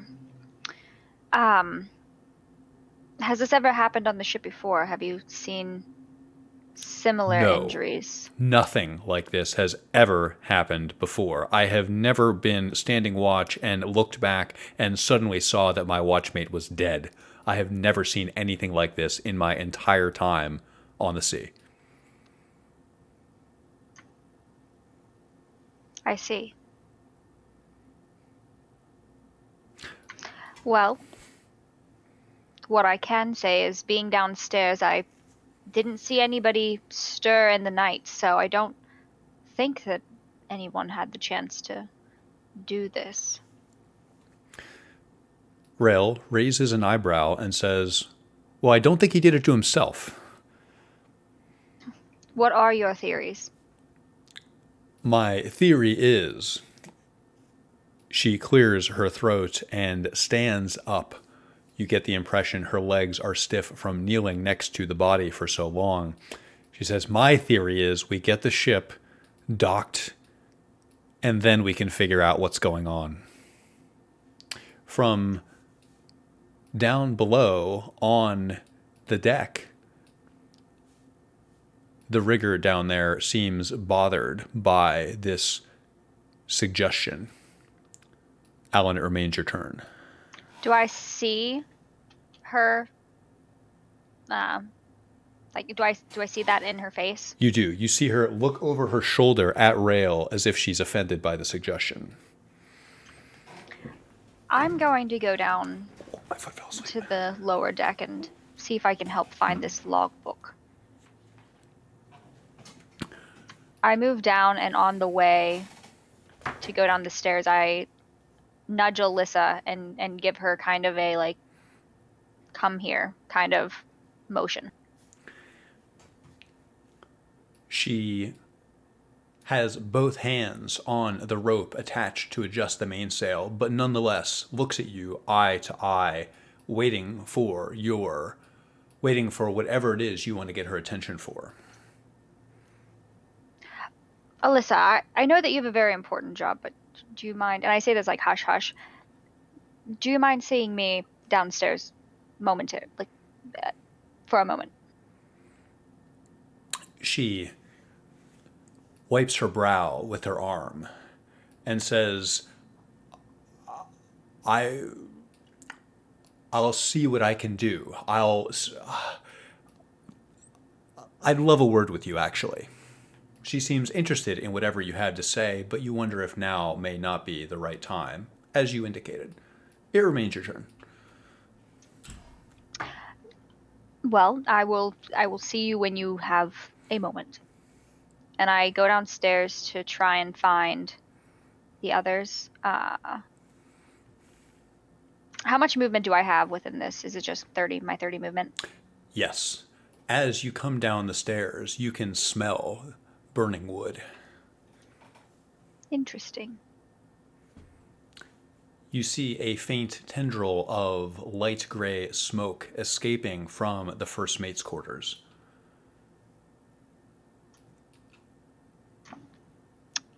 Am I able to check it out? If only you had the time. If only. Ian Kalis, it becomes your turn. All right. Do I have to touch him for levitate? I don't think so. Your question is, Nope. is levitate a touch spell? No, it's not. Ian's gonna get a little closer anyway. Actually, where is the crow? Is it up this mast? It is. That's correct. He's gonna go over there, You do so. and he's gonna, a little stretch. All right, Grint, come on. And then I'll, I guess, hold my action until Grint comes over to cast levitate. You do so. You prepare to cast levitate as a reaction when Grint approaches you. Grint's turn is after yours. Would you care to synthesize your turns? Yes. Ian, you agree? Yeah. Grint Grommel, describe your actions. Okay, so before Grant gets into levitate position, if you will, he would like to check and see if there is a rope that's connected straight to the crow's nest that he might be able to use to guide himself up there.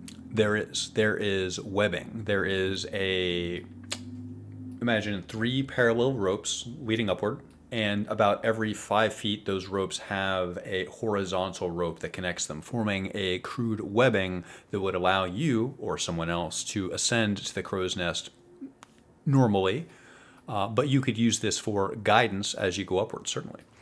That sounds perfect.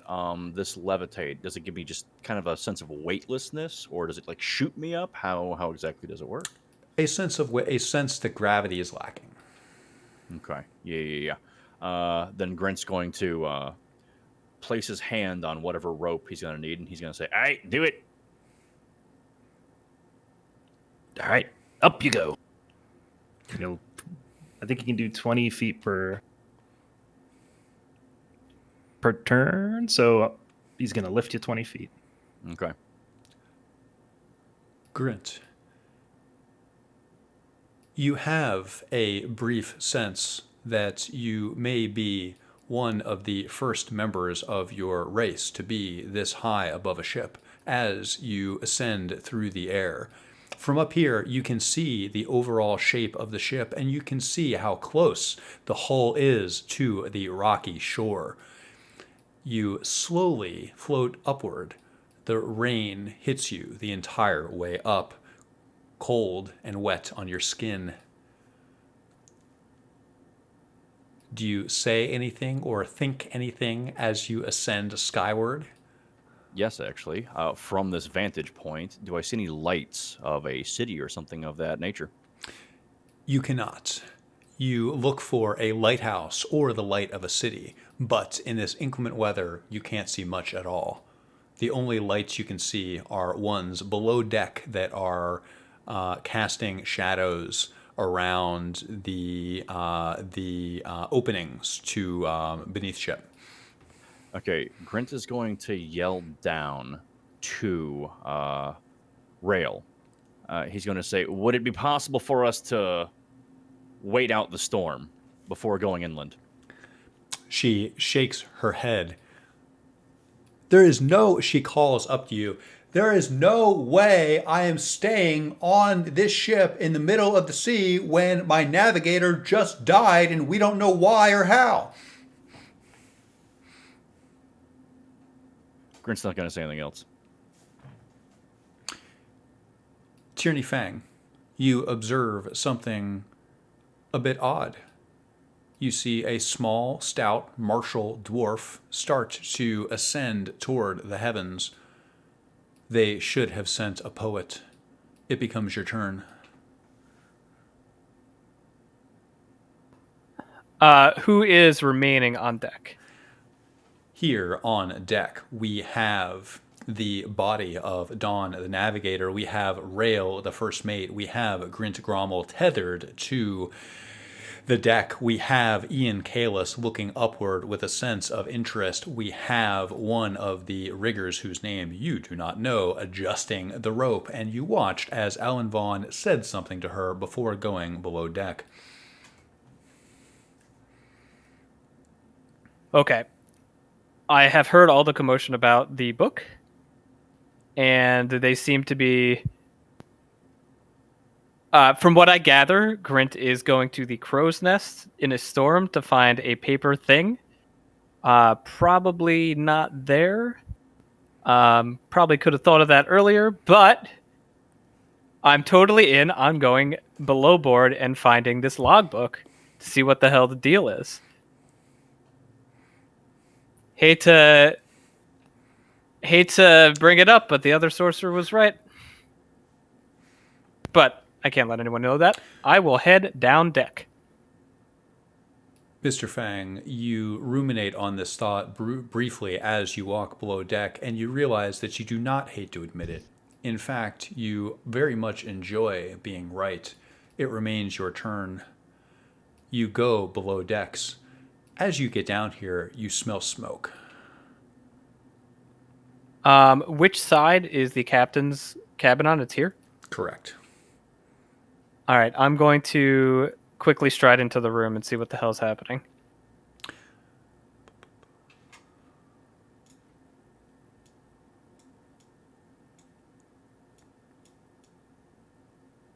I think your movement will get you to the door. Sounds good. You peer into the door and you see something. You see a chest with a small column of smoke emerging from it. You see Eden Cather concentrating on something and staring at the chest. You watch as this ship's mate raises his blunt mace one more time to fall down on the chest. It remains your turn. I'm going to quickly look around for like a blanket or something to put out the fire on this vessel made of wood. There are a number of blankets here, but it seems like less of a fire and more like the chest is smoldering. I still have concerns. Your concerns feel well grounded. I'm going to wait for the mace to fall, and as soon as it falls, I'm going to bring the blankets and try and smother it if there is a fire. You find yourself gathering a red wool comforter. Your turn ends. The crew goes. You watch as said mace falls once again on the chest, and this time it cracks open. From behind the chest, Eden, you hear a sizzling sound as you have weakened the hinges and they pop open. The metal bends, breaks, and shatters. The chest will never be usable once again, but inside of it, you do in fact see a small bound book. The rest of the chest seems strangely empty. The crewman who opened this throws his mace unceremoniously to the ground as it clatters around the small cabin. He picks it up and holds the book briefly, almost as if he is allergic to such a thing. It seems like something he has potentially never held before. Eden, it becomes your turn. So these hinges, this chest that's been heated, how is it interacting with the wood? You smell a pleasant smell, which is chestnut slightly smoldering inside this small cabin. It does not appear to be ready to start a fire. The metal simply heated to the point where anywhere where it was nailed into the wood burnt and smoldered along with it. So Eden's gonna stop concentrating on heat metal, and I think, can he ready an action in case a fire does start? What action would you ready? He has the spell Create Water, so he will dampen the area in the blankets that Tierney's gathered to try to immediately put it out. You prepare to cast Create Water as a reaction. You hold your breath, Eden, waiting to see if you started a incendiary blaze here in this small area. Insofar, all you see is this rough-handed crewman holding this small bound book. Alan Vaughn, it becomes your turn.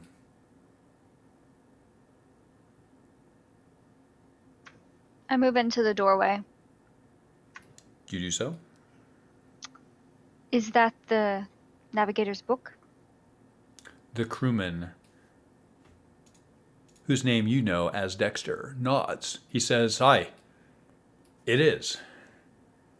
He looks at it like he's cradling some type of religious artifact and seems almost paralyzed by his duty. It remains your turn. Dexter, would you like me to take that to Rel? He nods wordlessly and hands it to you. Are you all right? Roll insight.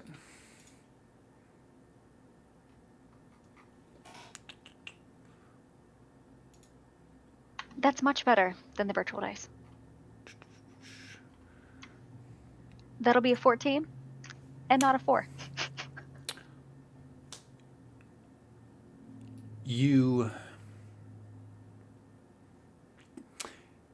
You have a sense that there's a reason that this book isn't of much use to him. He hands it to you. It's a small, brown, leather-bound book. Let me know if you look inside. It remains your turn. I don't know what I'm looking for, so I'm going to take it to Rel. You do so. We'll say you have half your movement left. I only moved 5 feet in the beginning to move into the doorway because I was right outside of it.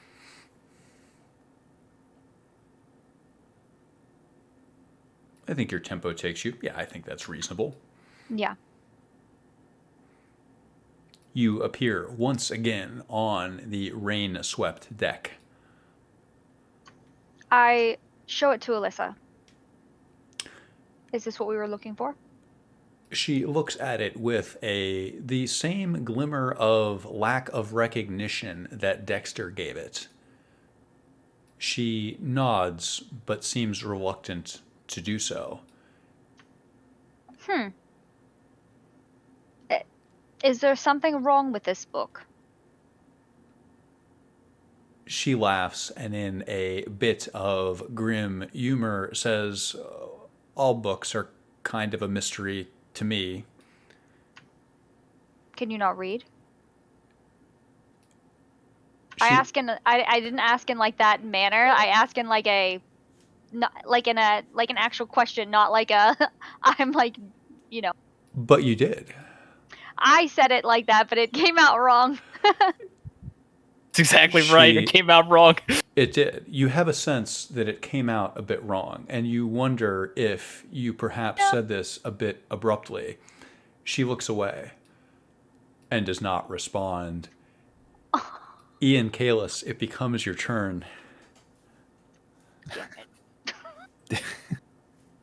I guess I'll call up to Grant. You got anything up there? Not yet.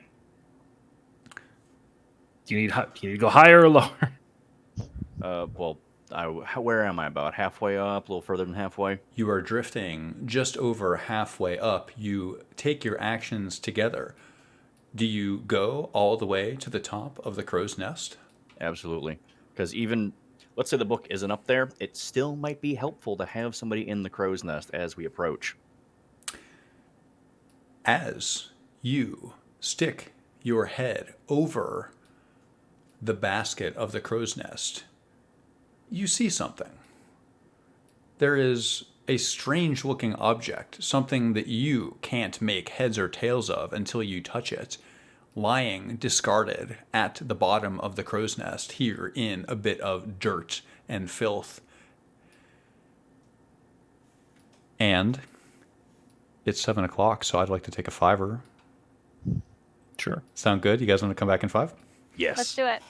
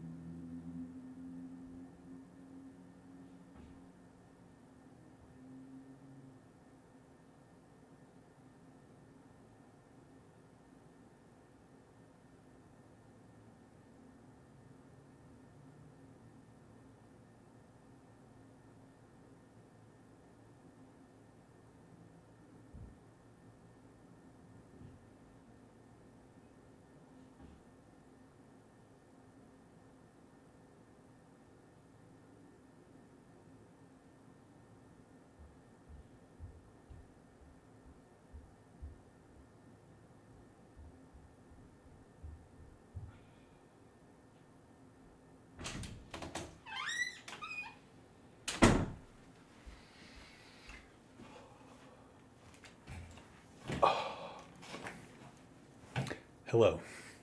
Hi. Hello. I had to crane my neck to see my clock too.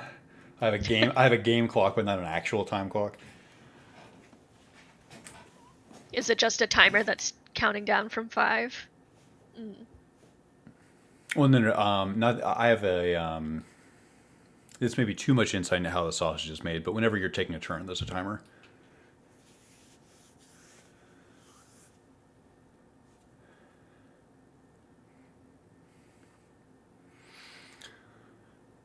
I guess I can say hi to some stream people while we're doing this. Let's see, who do we got here? Let me catch up on chat. We got DopeyX3, happy birthday. By the way, if you're still here, happy birthday, happy birthday. We have Astro Sprout, hey, I know who you are. Thanks for playing in my D&D game. We have Fulmari. There definitely, aren't there echoes of Frample everywhere in this game? There was something earlier where I thought you would have really appreciated it. Let's see, what else we got here? Brit Bonk, I wonder who that is, not sure. I guess that's about it.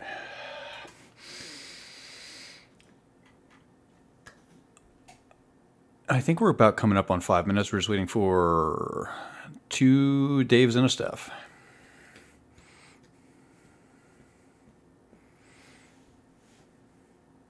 And I got, as it is tradition, during the little fiver here, I got myself a little adult beverage. Oh, good. What do you have? Just a glass of wine. I'm always like, again, this may be too much insight, but D&D makes me very, like I'm wearing a black shirt so you can't see me sweat, right? Yeah. It's nice when, during the break, I usually like take a fiver, have a little drink, relax a little bit, try to get back in it. Oh, and then there's an item I need to fix here. Hold on. Let's see. Yeah, I'm over here trying to keep my cat calm. What's Kiki's issue? She just senses a lot of activity, I think. She always gets mad when I pay more attention to something else that's not her. That's relatable.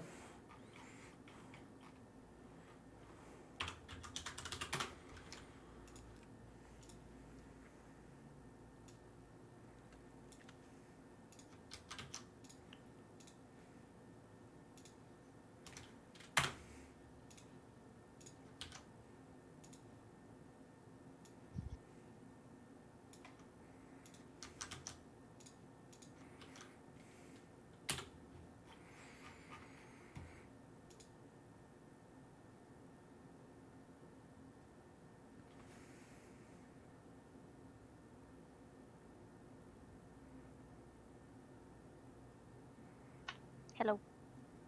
Welcome back. Thank you. I'd let the dog out. I saw you were a member of, it's Prometheus, right? It's D&D Cat Club. D&D Cat Club. Hell yeah. I don't... What? Yep. I call him Rugrat, though. His name's Prometheus, but I don't call him that. I call him Rugrat.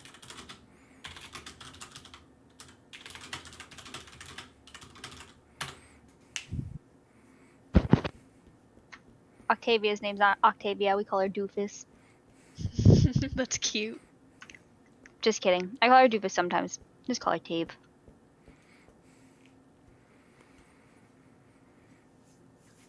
My nickname is Annoyance. That's what I call you guys too, actually. It's funny how nicknames work. That's messed up, man.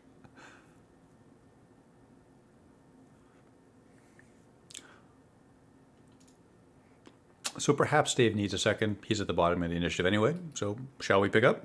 He might have had to poop. Fair enough. Hey, people got to do stuff. Starting at the top of the initiative order with Eden Cather. Hello. Hello. It's your So turn. this thing has not burst into flames. Let me zoom in a little bit. It has not burst into flames. It is currently gently smoldering. You feel a sense of satisfaction that your magical ability brought this good end to the party. You feel a sense of satisfaction. The hinges are broken. The chest will never be used again, but you got them in there. It remains your turn. Let's see, who do I see? You see, leaving with the book, a ship's mate, And you see Tierney Fang in the hallway watching all of this occur.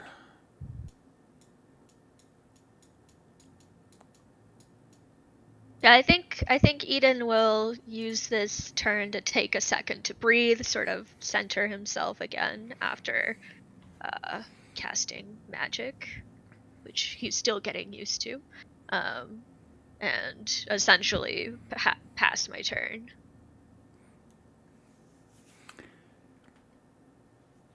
You spend your turn centering yourself and attempting to, what would you say? Are you contemplative? Do you feel accomplished? Do you feel exerted? What's it like casting a spell? It's a little bit exhilarating, sort of casting out into the world, and the world responds in a way. It's like I said, it's still something that he's getting used to, so it's a little strange and a little alien as well. So Wielding the weave takes talent, but it also takes a certain amount of composure.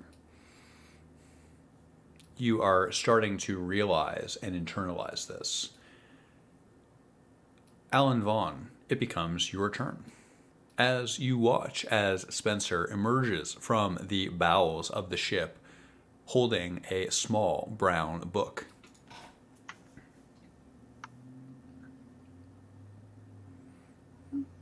Wait, why does he have the book? I have the book. Oh, that's right. He handed it to you. I'm sorry. Yes. That's I right. was gonna say, I was like, hold on a second.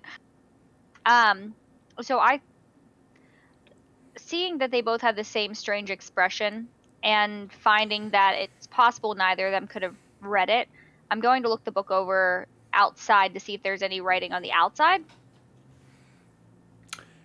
The cover of the book is your question. Yeah, Does it or have or like the side where it's bound. It appears that someone has used leatherworking tools amateurishly to press different runes and different designs into the front cover, as if someone was practicing working with an awl on the front cover here. It seems to be amateurish leatherwork at best, and you wonder if this was someone's first attempt at pressing a book. There is nothing on the binding that would suggest this book's provenance. Okay. I do have the ability to read any language. I'm trying to see, is any of this in a language that I would understand, or is it literally just root? That is just the cover. If you open it up and look inside of it, there is words there written in common. Okay. Hold 1 second.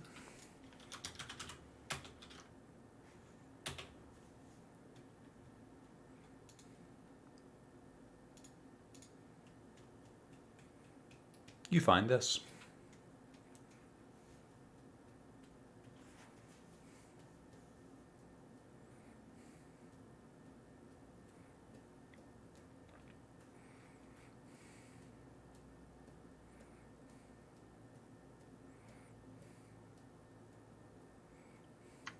Okay.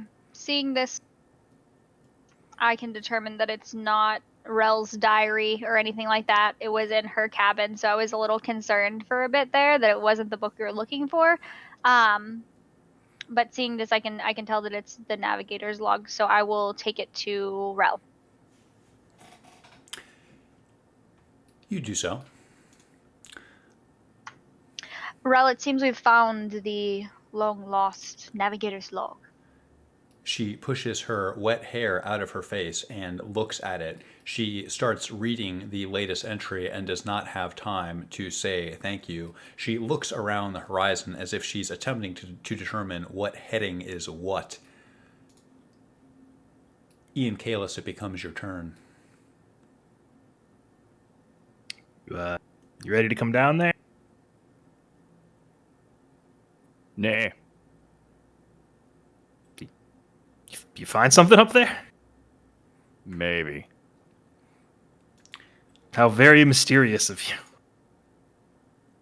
Well, I don't know what it is yet, so it's a bit mysterious. I'll just wait until he's done with. I'll pass my turn to him, I guess. Grint Grommel, do you reach out for this strange metallic object?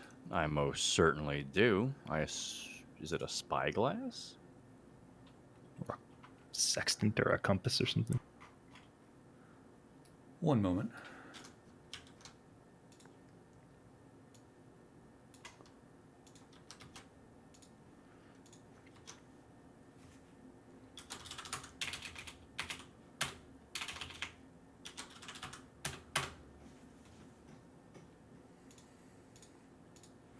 You find this, Grint. It is a small, worn brass object. You've seen it before, but you've certainly never used one.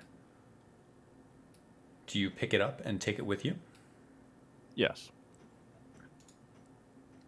You have this brass sextant in your hand.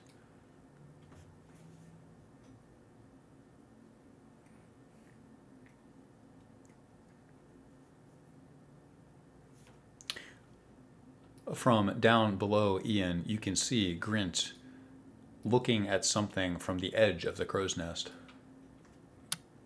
You good now? I'm gonna start. I think Bringing I'll you stay down? up here. Okay. Can't. Just a heads up. I can't do it all day. That's all right. It'd be easy to get down. Well, yeah, but it's the end of the getting down that's the problem. I mean, all right. Ian, roll intelligence.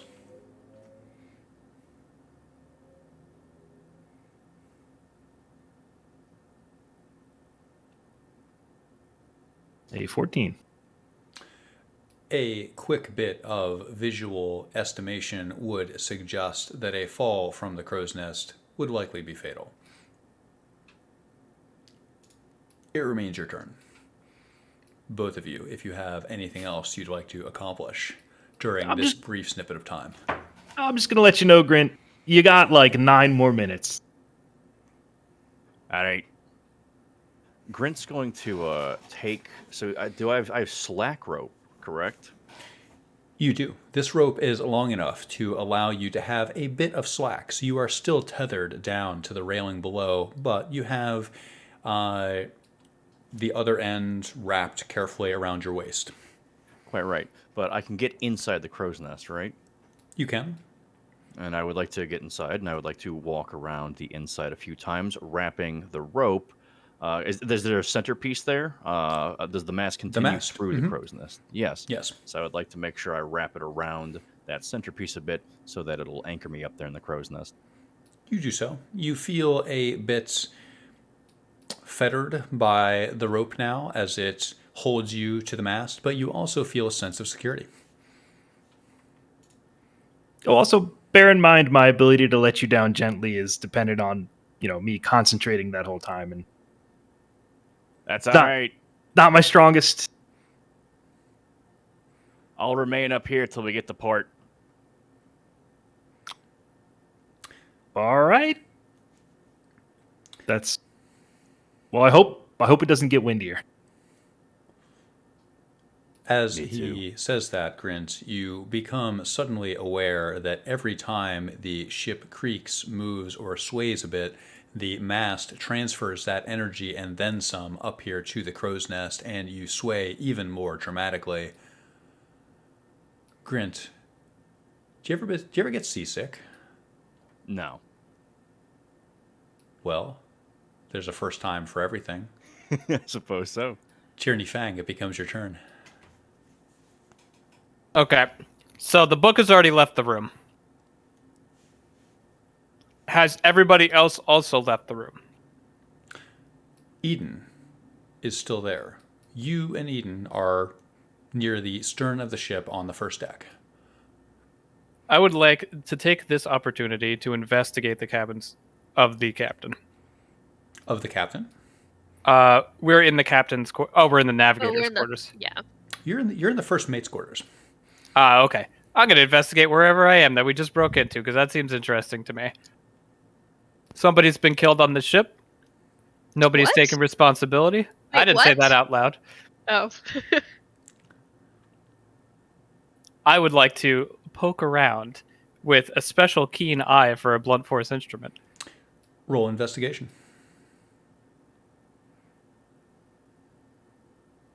14.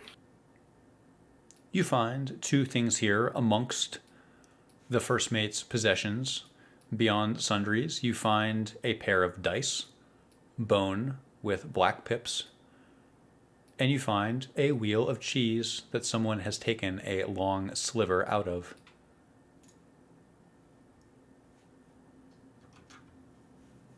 Let me know if you'd like to retrieve or further investigate these items. I would like to investigate these dice. Okay.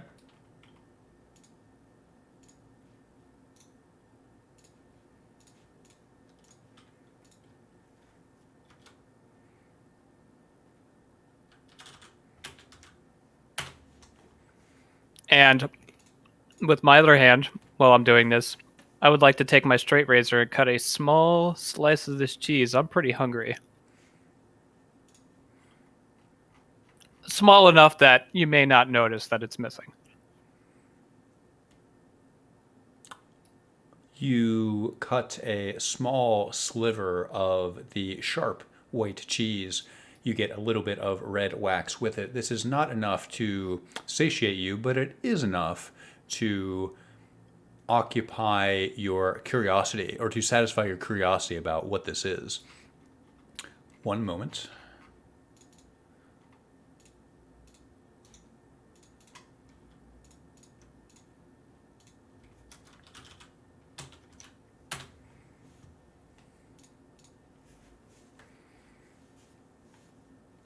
Do you eat it?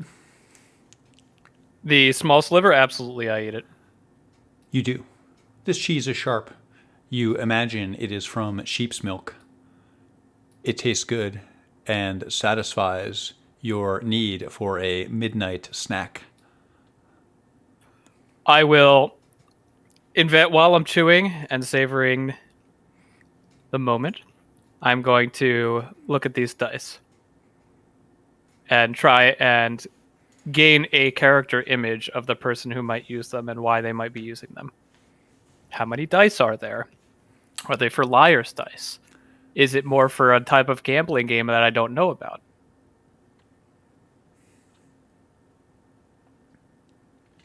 Are they carved? Are they artisanally made? Are they crap? Are they weighted? They're bone. They're well made. You sense their weight. For many of these other questions, I suspect you'll have to tell me how you would evaluate it. For example, if the dice are weighted, would you just start rolling them and see if you notice a pattern? Or what is your investigation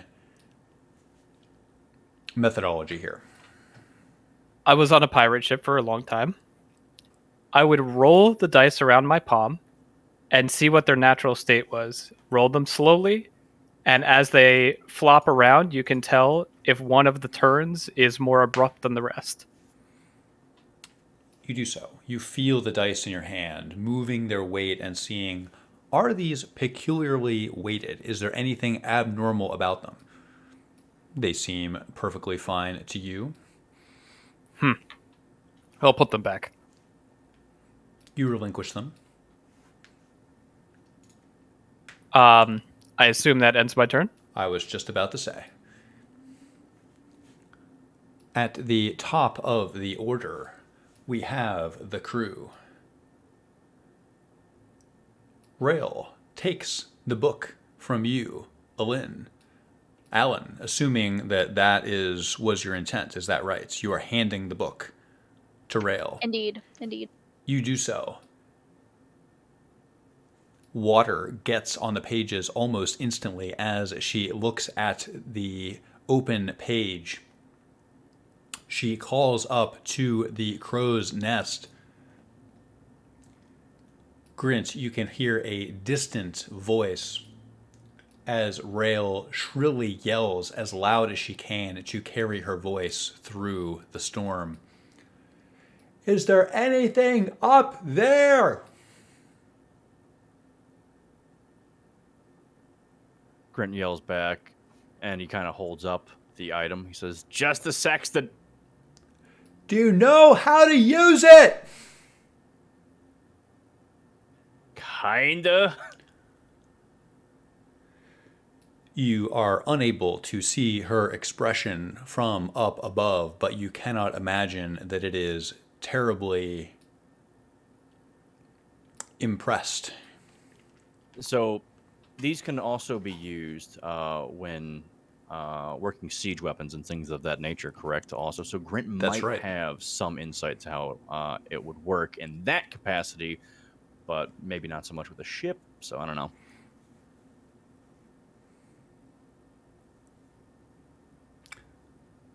Eden Cather, it becomes your turn. Hey, what are you looking for? You're speaking to Tierney? I'm looking to see if these dice are weighted to see what type of. Why? You learn a lot about a person looking through their personals. What are you hoping to learn about the first mate? If our first mate killed the navigator, somebody What? did. Somebody's dead? You haven't been upstairs yet? No, I've just been helping him find the logbook. The navigator's dead. We want the logbook so we don't crash into the rocks trying to find our way onto shore. This explains everything. Wait, do you really think the first mate did it? I don't know. What do you think? I think I don't even know who the first mate is, so... is there some way I can help? Are you looking for something in particular that I can help you find? I seem to be very good at that. Well, the navigator was struck in the face with a blunt object. Okay. That's all I know. I inspected the corpse. I invite you to do the same. I will not invite myself to do that, but I will help you try to find this blunt instrument. You'll have to take my word for it. They're figuring out how to navigate the ship upstairs. All right, I will leave them to do that. I assume we won't crash, although we are dangerously close to shore. But I have other worries. Who on this ship killed the navigator? That's a very good question. So Eden will move into the captain's room and take a quick look around. Is there anything in here that could be used to kill a man? You take a cursory glance around looking for an obvious murder weapon. You see a number of things that could be a deadly implement, including a chest, a book, and you reckon that even a chair could be a murder weapon in the right person's hands. So nobody saw this happen? I didn't question everybody yet. The murder just happened, supposedly. Okay. I mean, it could be just about anything. Could be you. I don't think so. I'm pretty Not sure. exactly the most comforting response. Can't blame you there. Eden, roll persuasion. All right. Is Eden persuading himself?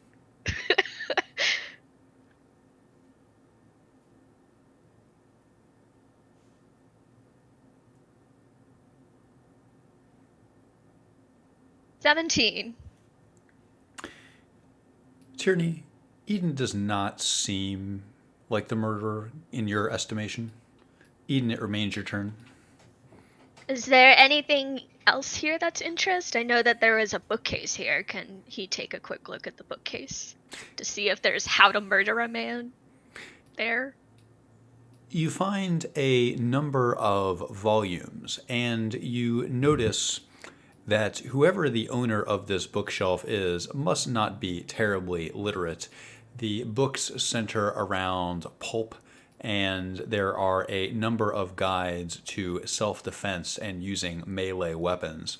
You figure that you have ascertained a little bit about the captain simply from taking a brief look at his bookshelf, as these things often go. What else is in the... There's a chest, right? There's a bookcase. There's a bookcase and there's a like a chest of drawers, like a cabinet or a armoire. Okay. I think he has enough movement left to go over to the armoire and sort of rifle through it. I think it's reasonable for you to quickly rifle through there. Go ahead and roll investigation.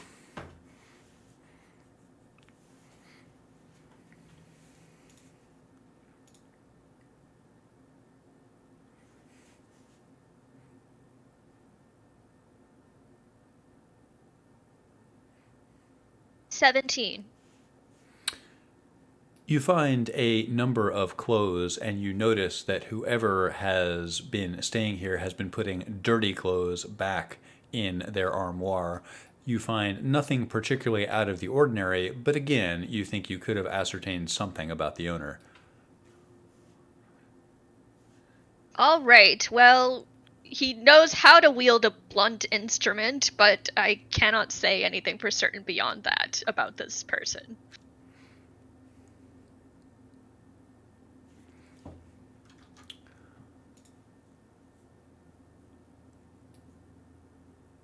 Ian. I'm sorry, no, I skipped someone. Alan, it becomes your turn.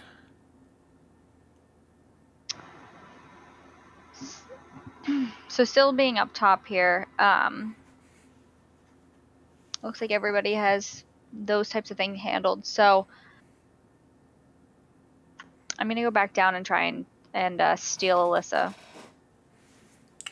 She is still working the rope for the mainsail, and she is currently having a hushed conversation with the other sail rigger.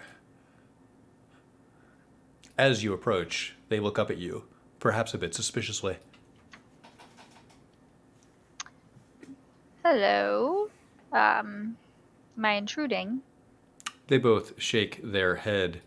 No, they say at once in unison. I look up to see if Rael is distracted. She is glancing skyward, looking up at Grint, and seeming to attempt to figure out where exactly you are in the sea of stars. Quietly, and I see Ian's here as well. Quietly, I just ask them, you guys seem to have reservations about how Rael handled things. Can you tell me more? Roll persuasion.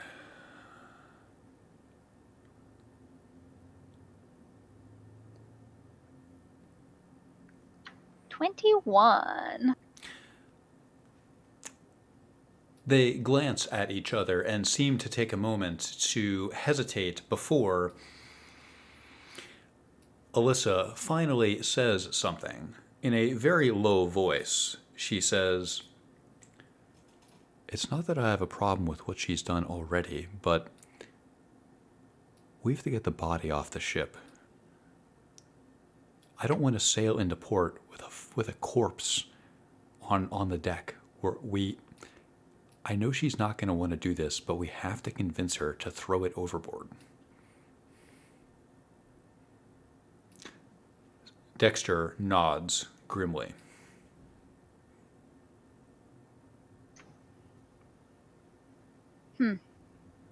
I can see where you're coming from, but we still don't know how he died. All I know is whoever killed him is going to kill us if we don't get off the ship. What? I'm not a murder investigator. Are you a murder investigator? I mean, I feel like there's a way to figure it out, but to just throw him overboard and just chalk it up to we don't know, we don't care, it seems a little suspicious to me, actually. Roll insight.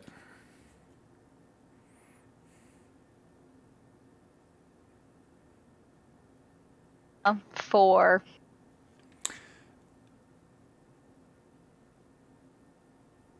You're having a hard time rooting your suspicions, but they remain.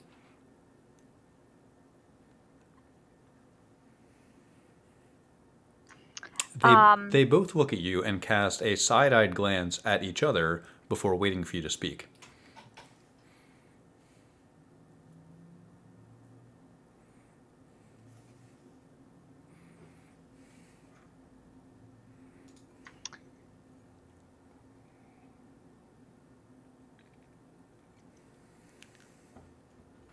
I'm going to think back to when I was doing watch, because I know when I first started doing watch, he was actually in his room, the navigator. He was in his room. So I want to think about what happened that night and try and like replay what happened.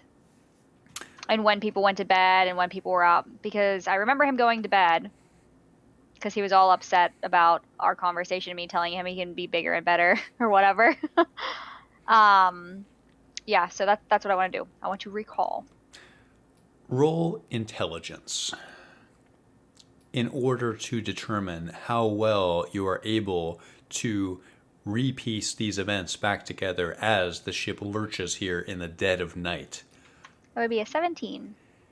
You consider for a moment and you try to think back to in what order did people go to sleep and where were people while you were the only one in your party keeping watch. You remember that Dexter went to sleep angrily by himself, seemingly with some type of chip on his shoulder about something. You never saw his door open the entire time until he heard the ship's bell. You remember watching both the first mate and navigator up on deck with simply each other for most of the night. Do I remember hearing footsteps back and forth? I feel like I would have been pretty bored and maybe I would have counted them back and forth or, done something to try and keep myself alert other than just daydreaming.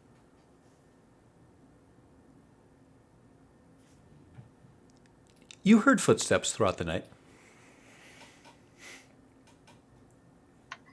Do I recall if there do I recall if there were many footsteps that went from the back, from the what is it, the bow of the ship to the whatever the heck the back's The called? stern. The stern, yeah. You heard so many footsteps so long ago that it's difficult to replay your memory with that degree of precision. You rack your brain, trying to remember if anything seemed out of sorts. Is there something in particular that you're digging your own cognition for? Do I remember hearing footsteps together at all?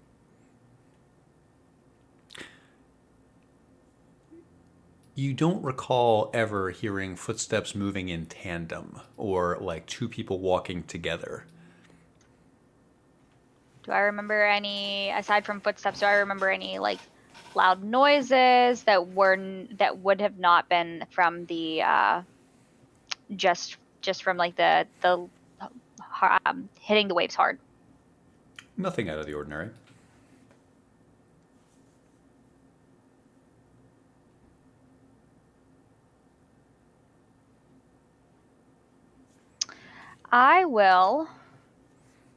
I'd like to investigate the body and see if there was any trace of magic left behind, like on his wounds.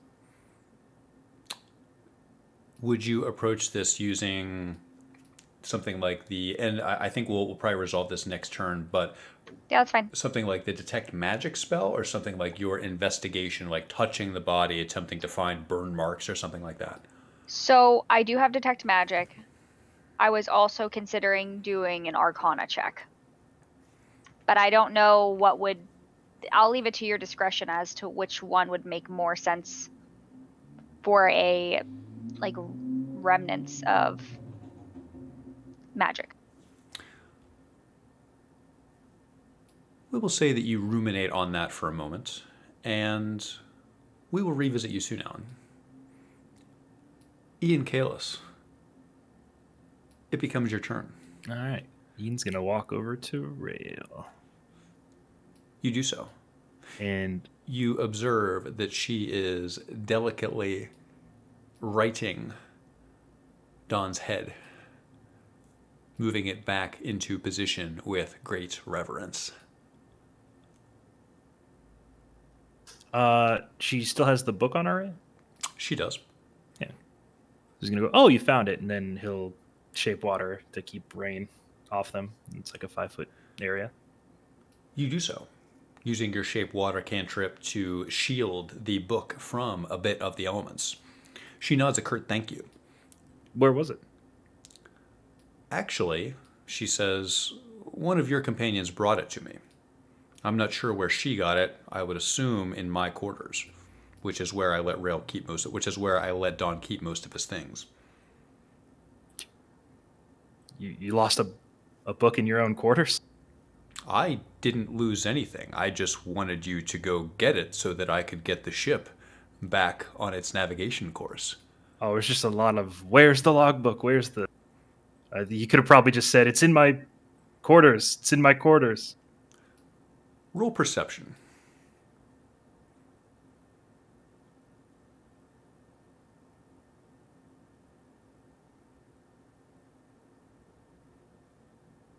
Nat 20, so 21 total.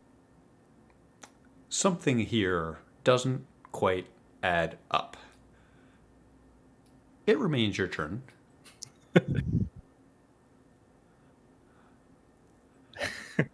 It's gonna consider for a moment, and I'm gonna go. I'll be right back. But yeah, I mean, I guess I could see why you needed that logbook. If you lost the book in your own room, I could see why you're losing a town on the shore. I'll be right back.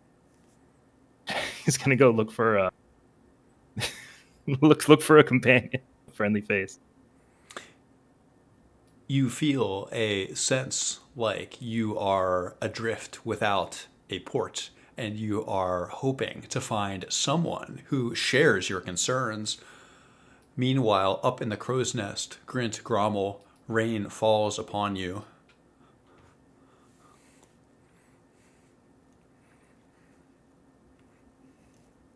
Grant's going to call down to Rail.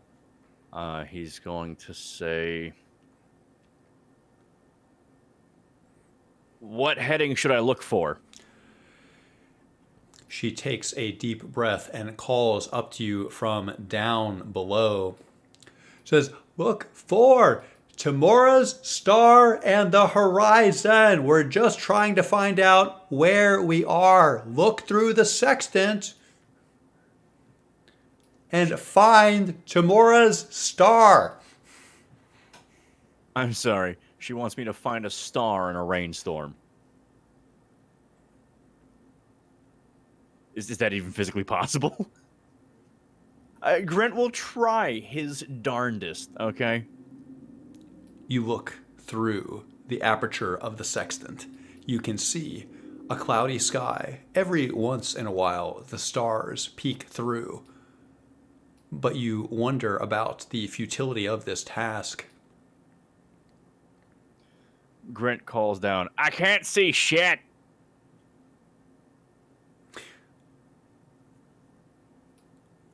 Down on the deck, Ian, you hear something. You hear Rail mutter under her breath. She says, fuck it. Hard to port. She moves the ship's wheel, and Alyssa complies and pulls on one of the ropes connecting the main sail. From around you, you can sense the sails shifting slightly. Grint, it remains your turn. Is that towards land or away from land? Towards. It's to the right. We're traveling this way on the coast.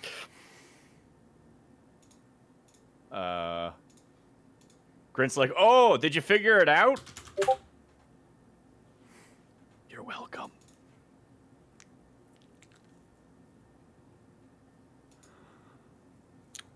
That's all. She doesn't respond. Okay, She's looking in toward the continent as the ship moves slightly. You can feel the ship's momentum changing as it lists slightly in the water. Okay. Grant's just going to assume they sorted it out. Tierney Fang, it becomes your turn. Well, I'm still below deck trying to figure out the murderer like an idiot. You feel the ship move slightly. Sure, that wouldn't bother me. I am going to... ask Eden, what have you found on the bookshelf?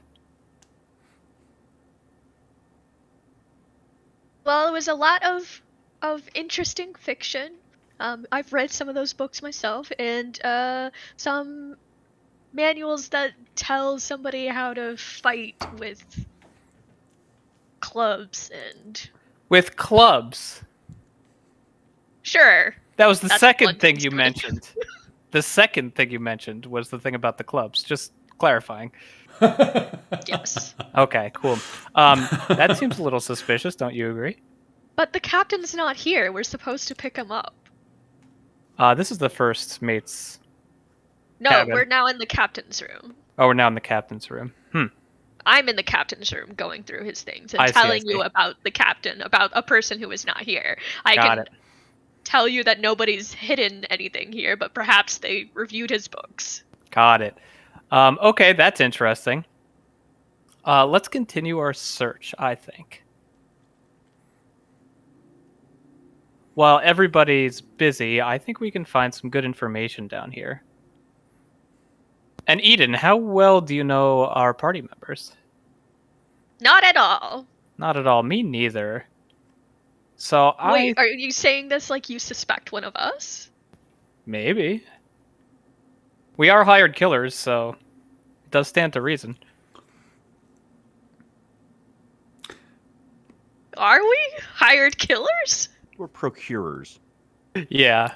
I'm sure it was going to be peaceful as we marched into the crumbling empire of Suzail and just plundered its riches. I think it was going to be an easy cakewalk. No, we were chosen because we know how to get stuff done.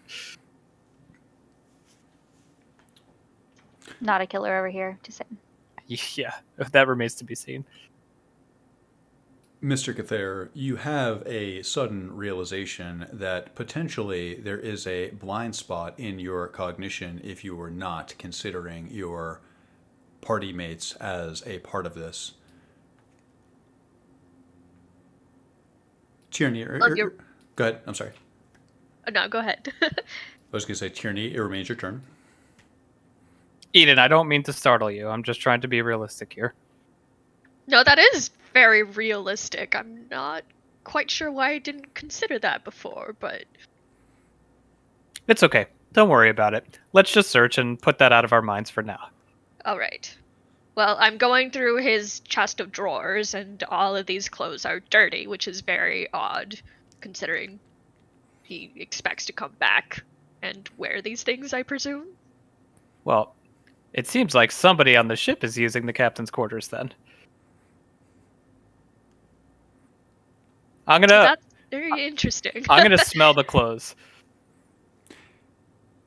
They smell worn. You can smell the muskin scent of a person. These were recently worn. Smells like a human. Oid. What does a humanoid smell like? Well, if you leave clothes for a long time, they just smell like must and mold. But if you've worn clothes recently, it kind of smells like sweat and body odor. So the captain is in another city, yet these clothes are recently worn. So somebody in the Oh. crew is using this cabin. Well, I'm I going to- almost used it myself because the bed is so much nicer, but I'm going to put my hand on Eden's shoulder and I'm going to say, Eden, the only thing I am certain of is that you did not kill that fellow. thank you. That means a lot to me. All right. I think I will continue my search. I'll allow Eden to continue the search of the captain's quarters, and I'll move on to the next room, which I believe was occupied by Eden and Ian. You do so. Go ahead, take your move. I think you'll just get to the room. I believe it's this one, yes? your Or turn. one forward? No, it was this one. This one? here. Correct. Yes, you are currently. We will say you get to the door with the remainder of your movement and tempo. All right. I am done.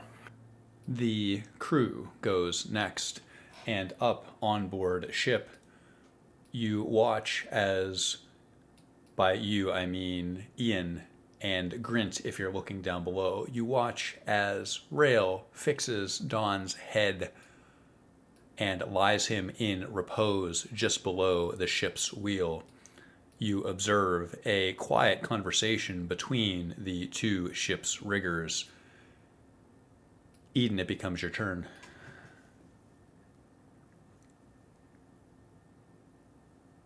All right, so I think he'll look under the bed. He has not done that yet.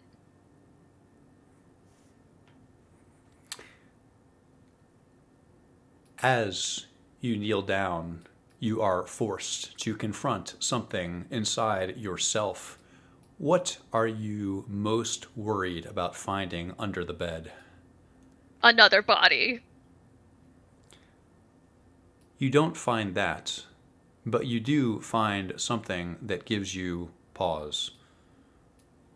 One moment.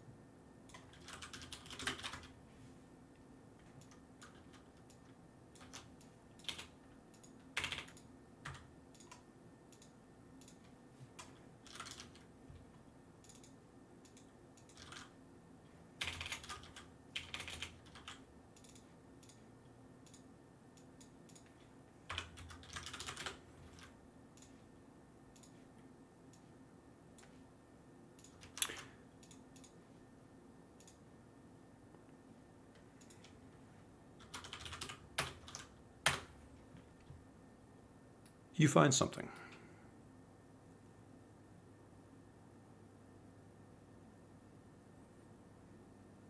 It remains your turn, Eden.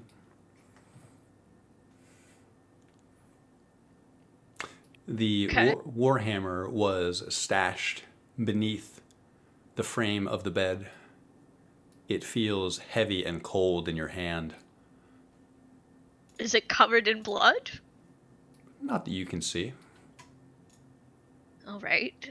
Eden will take it and stand up with this warhammer. You do so. Where do you... So you don't have your staff right now. Do you put this on your hip? Where do you hold this? He's just sort of holding it like a club, like he's ready in case the murderer comes after him next. You do so, preparing for a murderer to leap from anywhere in this room. Yeah, it's not covered with anything. I guess he'll call out to Tierney. Tierney! Hello. Here's the Warhammer, by the way. I found something under the bed! I will hustle over. You see this object, Tierney. It is a steel warhammer that bristles with a faint magical enchantment. In Eden's hand, it looks perfectly deadly. Where'd you find this? Under the bed. That's not a place where you keep something like this. That's a place where you hide something like this. All right, let's take it. Alright, does it feel enchanted to you? Absolutely. Is that something you can determine more about? You can't feel it all around you?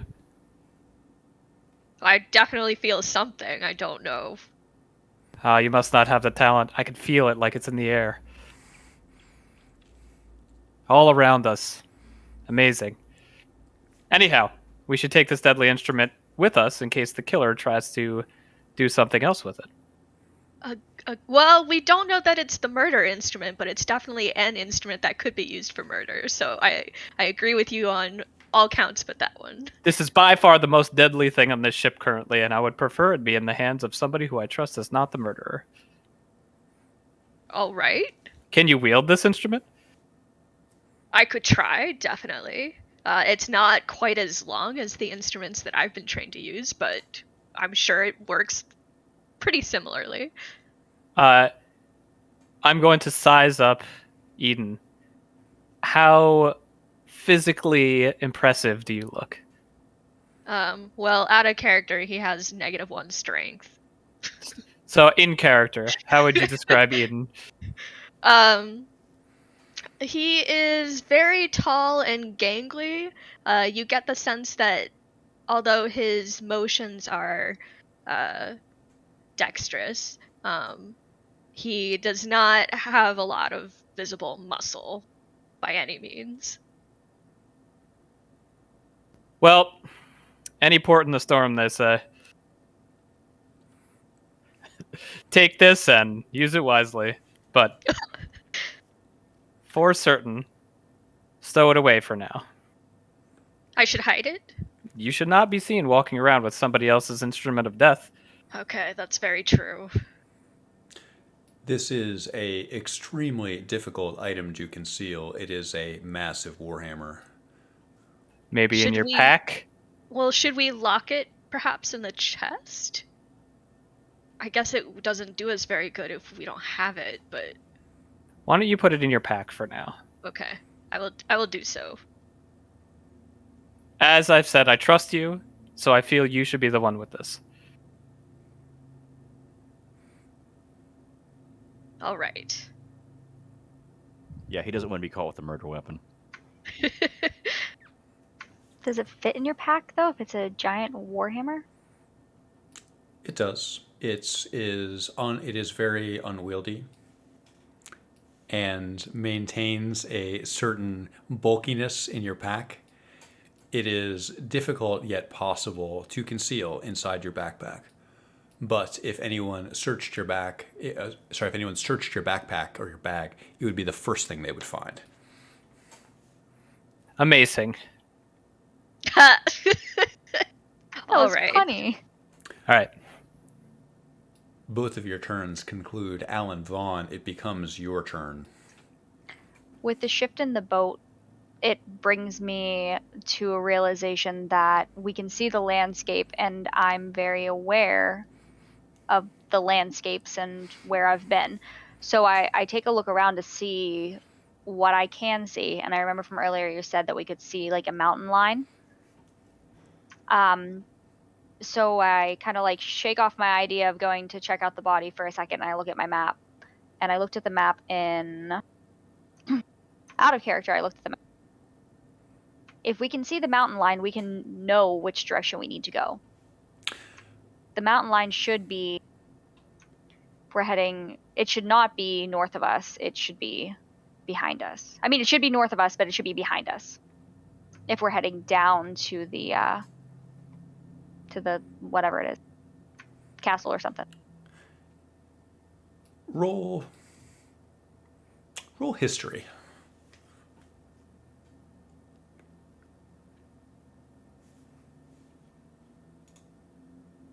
That would be a 16.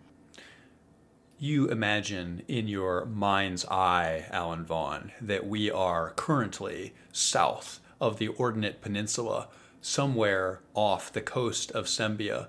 You assume that we are probably somewhere south of Serloon, but it's difficult to tell in the conditions outside.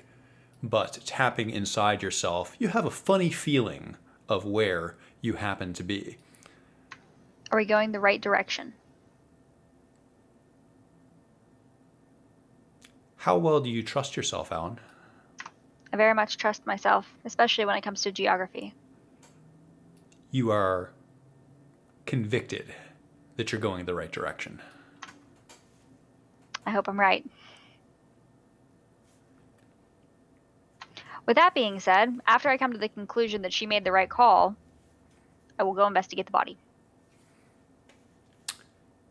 You see the body of Don, the navigator. He is still very dead, but Rail has put his neck back into place and closed his eyes. His lifeless gaze, now far more at peace, looks upward toward the stormy sky. His mouth is slightly open, and the blood trailing down his lip has dried. I go over. I'm assuming she's at the wheel and he's underneath of it. That's At this exactly point. right. Yep. Okay. I'm just going to take another look at the body quickly.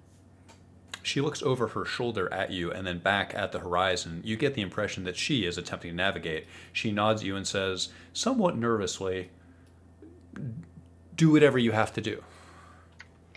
Also, I wanted to let you know that I feel in my gut that you're being a very good navigator. Even during these exigent circumstances, you still catch the glimpse of a smile as she confidently has one hand on the wheel and the other hand pointing out toward the horizon where she wants the Sparrow to go. It remains your turn, Miss Vaughn. I investigate his wounds. So I know that you said that he had like a bruised cheek and obviously the neck. So I would say that I investigate this area of his body. Would you approach this more from a forensic standpoint to see potentially what would have given him these wounds, or do you examine his bruise itself?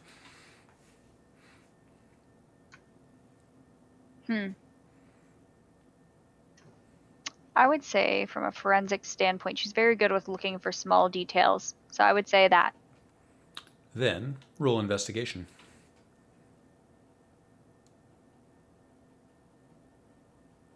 $14.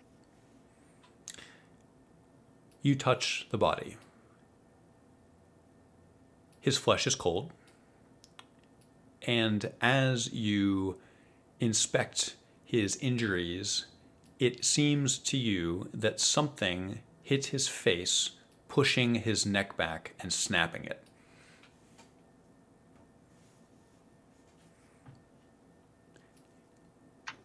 Already came to that conclusion. So I've learned nothing new. Correct. Unless I have more investigating skills on this turn, I will stay here until my next turn and try and continue my, I don't know, my investigation of trying to figure out what the heck hit him. You do so.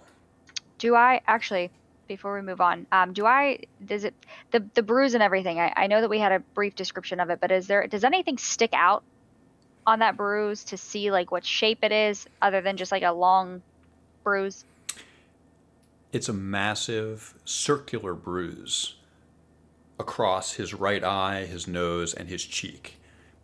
Circular how? It's like a rough, it's irregular.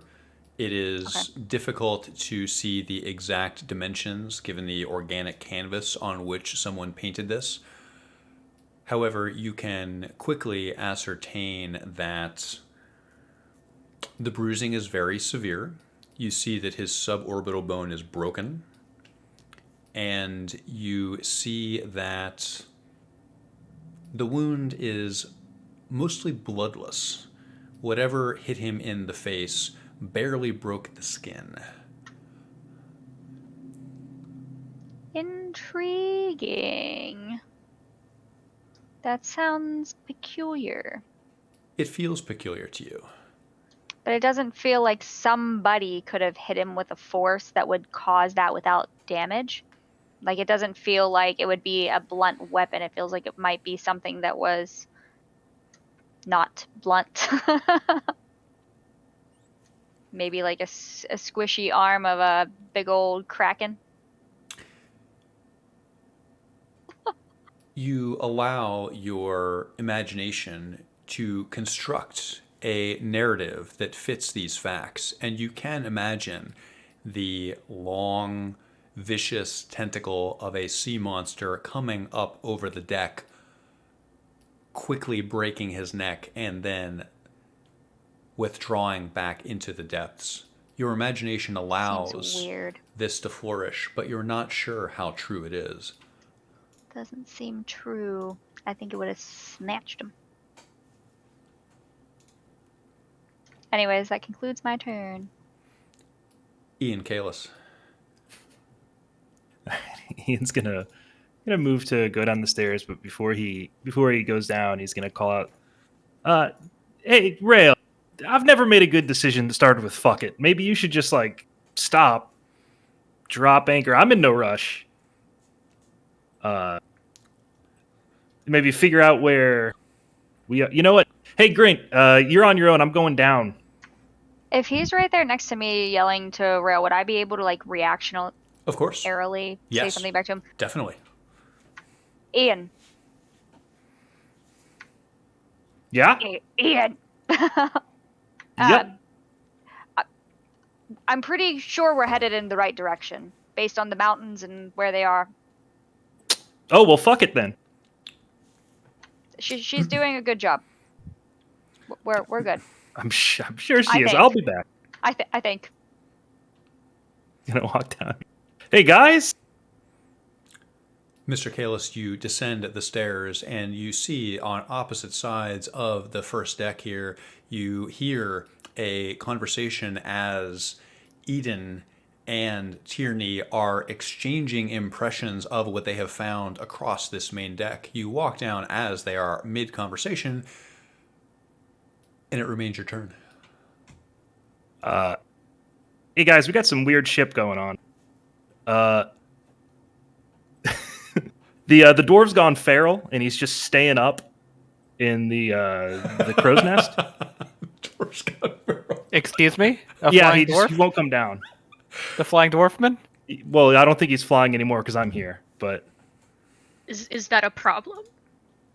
well, it just doesn't seem like the. You know what? I don't know. Maybe he knows something I don't. But the person driving the ship just said "fuck it" and turned it without checking where we are, I think.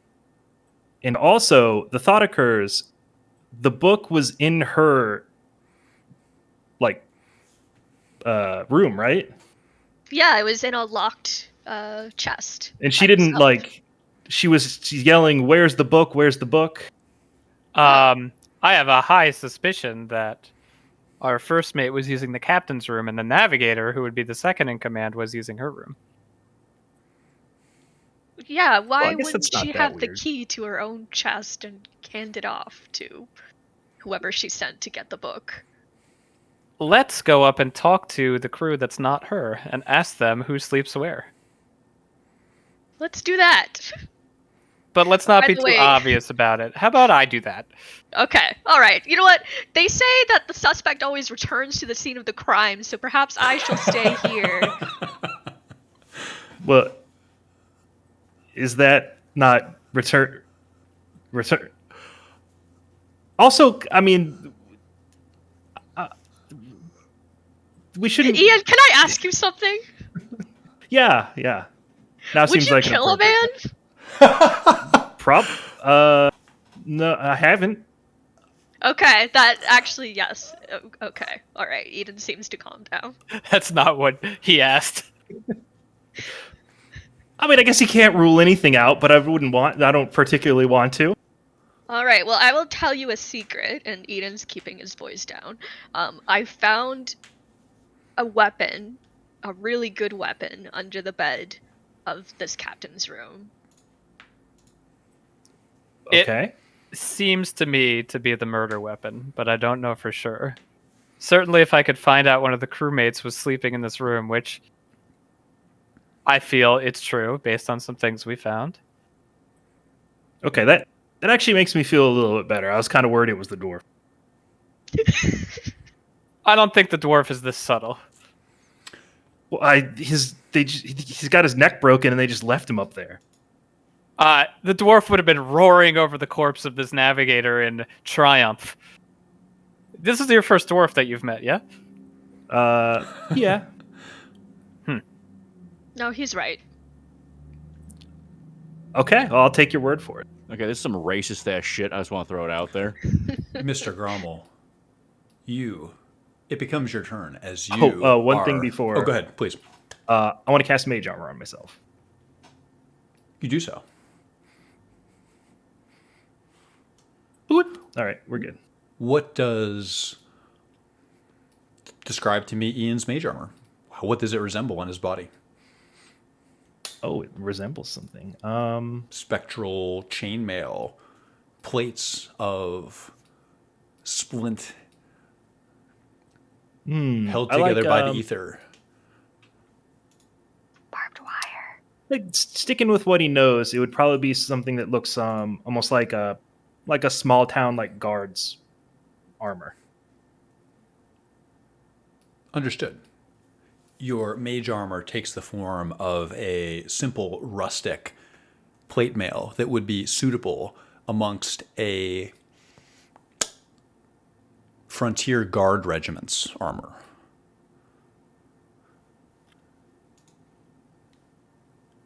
We revisit Grint Grommel up in the crow's nest, looking around. Grint, the ship has changed course, and you notice from up here trees, cliffs, and rocks dangerously close to the starboard of the ship as the ship cuts in toward land. It remains your turn. Can I look for the star again? See if I can see it. Roll intelligence. Okay.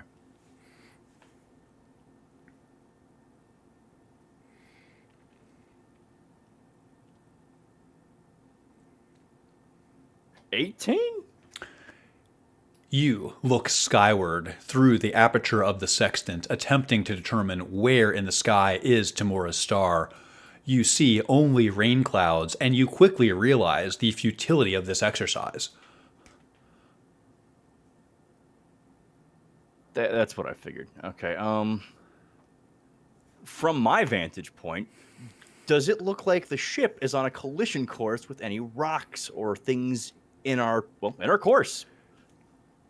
You gaze toward the bow of the ship. You watch as it cuts through the cresting waves and the sea foam as the sea crashes upon the rugged coast here. Looking forward, you can see only darkness and where the ship is cleaving through the sea. You see all the signs of rocks that could be in your path, but it is impossible to truly see in the darkness. My 60 feet of dark vision don't do shit for me. 60 feet isn't much here. That's what I figured. Okay. Still your turn. Grint's just gonna keep a lookout. You know, maybe he'll see something. Are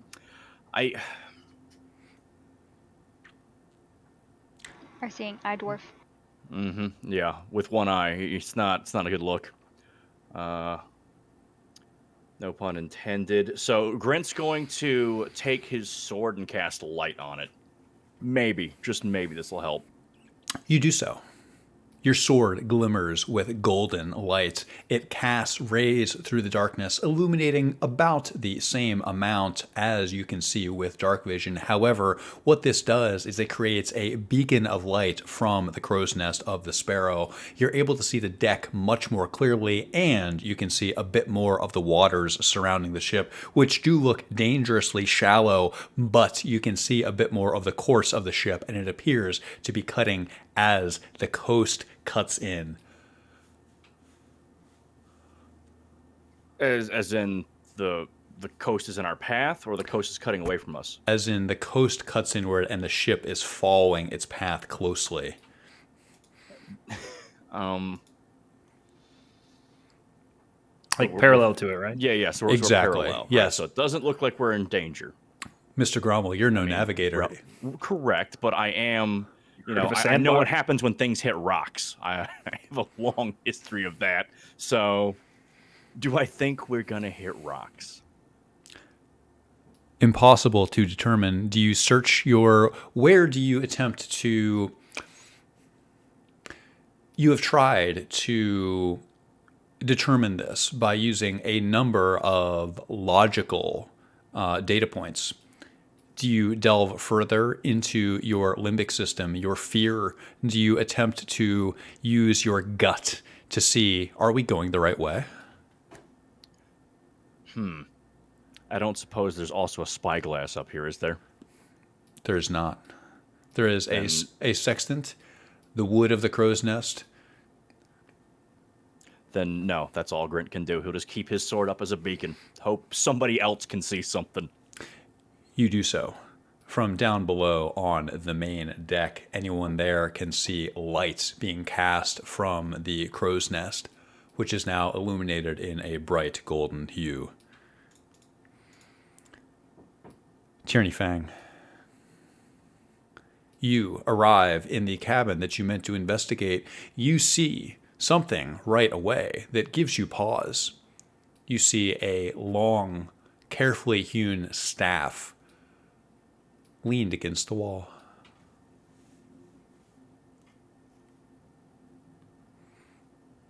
This was the sleeping place of Ian and... Their names are so similar. Ian and Eden. Correct. I'm going to mentally catalog this and which bed it sits next to.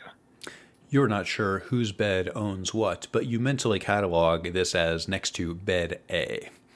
Got it. And I'm going to head upstairs and try and find the lesser of the three remaining crewmates. What do you mean by that? Lesser in rank.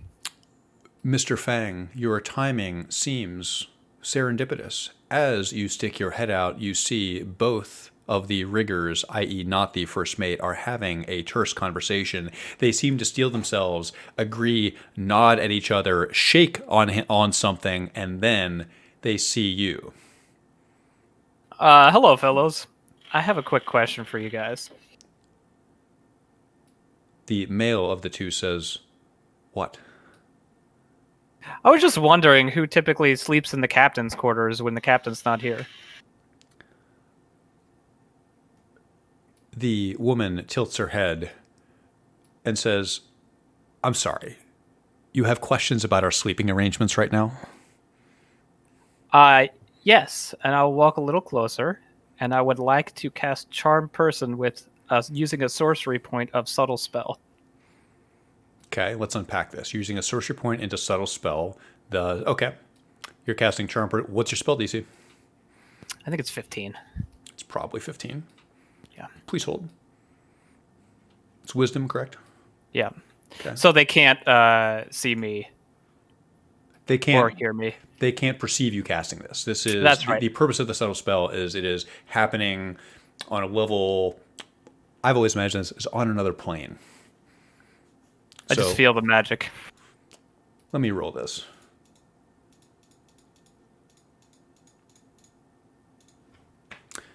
You're casting this on Alyssa, right? The female crew member, or Whoever the more aggressive one is.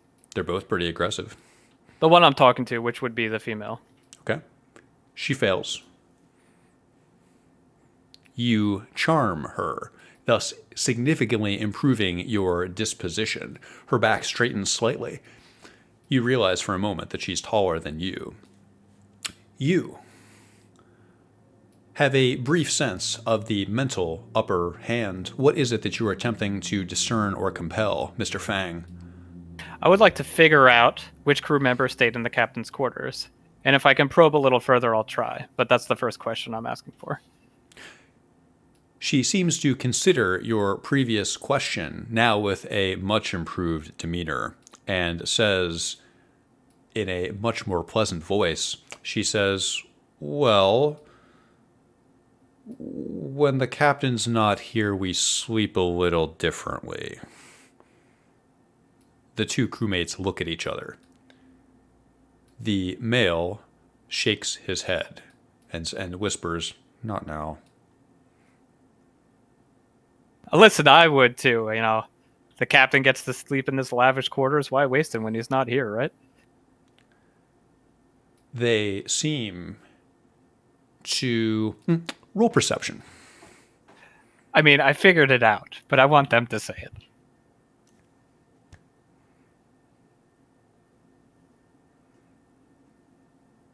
$17. Your mind settles on one word: convenient. As she explains and says, "Well, when the captain's not here, She lowers her voice to a whisper, looking over her shoulder to see if Rail is within earshot, and says, when the captain's not here, we move things around a little bit. You never know which voyage could be your last. They look at each other for a moment and say, I'm sorry, we were about to go talk to Rail about something. The male of the two nods his head firmly. Have at it, folks. Thank you very much for your time. It remains your turn, Mr. Fang, as they turn and walk away. Yeah, I'm gonna go and talk to the stand-in captain, but it'll probably take the rest of my turn to get there. So I'll probably make it to around here. And I assume that'll be it for me. I think this conversation would have happened, I can't ping it, near the back of the ship here. So kind Near of... the back of the ship, so like here? Mm-hmm, correct. Okay, so I would be coming up pretty close to where she is. Yes, I think you'd be coming right up to the forecastle, kind of seeing this argument as it develops. As your turn ends and we're at the top of the initiative order with the crew, and you hear the two crewmates flank, standing on both sides of Rail, and they both seem to have the same message. Dexter, speaking first, whispers to Rail and says, the body's got to go overboard. We got to throw him. We got to get him out of here. Alyssa takes her hand and places it on Rail's shoulder and says, we have to get rid of it. Eden, it becomes your turn. Ian, what do you think you're going to do now?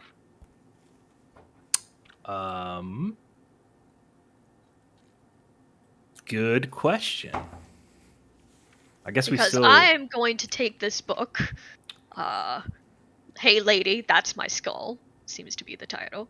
And I'm going to sit here in this armchair and pretend to read it while I wait for the murderer to find me.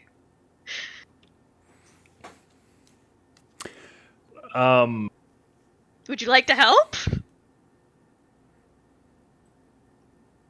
I'm a little concerned about us hitting something. And Why would we hit something? With what? The ship. The ship is going to hit something? Yeah, it's just yeah, maybe. I mean, the navigator's dead, and it's storming. And they don't have a backup navigator? No, Okay. they have a book. That's the one. I will direct this criticism towards Baron Pryor later. In the meantime, I think it is very well. What are you going to do about the ship potentially hitting something? I have no idea. I was gonna go up top and see what was happening because I left kind of a weird situation. But if you need me to keep an ear out, I can kind of stay near the stairs. Okay, mean, that sounds very good. I think keep an eye out on Tierney. None of us should really be alone at this point. And if you hear me screaming, please come running. Yeah, we've hit our snap-necked quota for this journey, so I don't know that the crew has. hopefully they have. But yeah, I'll just I'll keep an ear out. Okay. Maybe you should hide. Hide? Yeah, like if you see somebody come in and go for the bed, then you probably know it's that person, right? That's who hid the thing. That's a very good point, actually. I don't want to hide under the bed. That would be very concerning. Can I hide behind this armchair that I'm sitting in?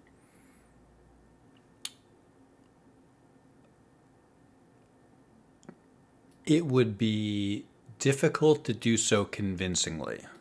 You are rather tall, and hiding behind this armchair would be, you feel, a cursory disguise at best. It may defeat someone who is running through the room very quickly, but anything more than a rudimentary glance at the chair, and you would be seen. That being said, perhaps that fits your desires.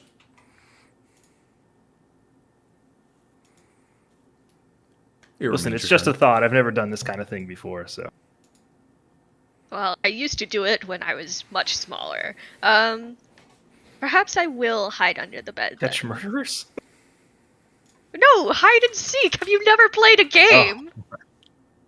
Oh. I get what you're putting down now. Okay. I was about to ask next if you never had been a small child, and that would have been...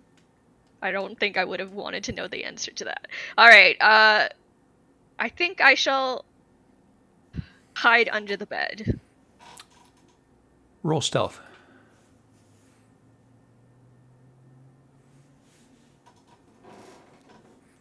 $16. You get all of your limbs underneath the bed frame. It is dusty and dark down here. You feel strangely comforted, like you're far away from any of the problems that are happening on the rest of the ship.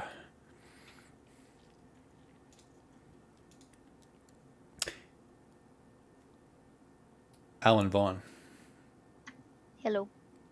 it becomes your turn. I overhear the exchange between the two of them and Rail. What is her response? What do I see? She hasn't responded yet and is looking at his body with a sense of contemplation.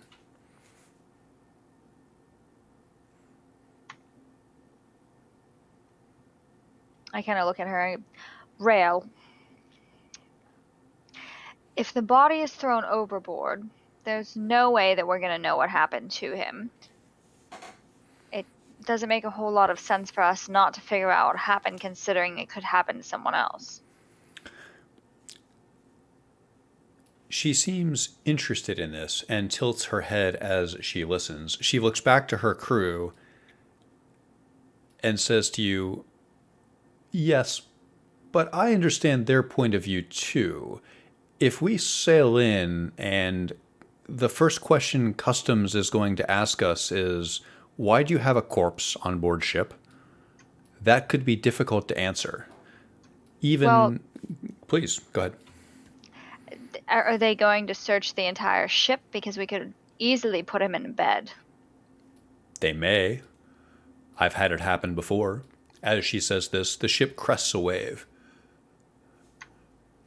Well, let me conclude my investigation quickly, and I will see if there is anything else I can determine, and then we can set him off to his watery grave. She seems a bit quick to agree and nods. Okay.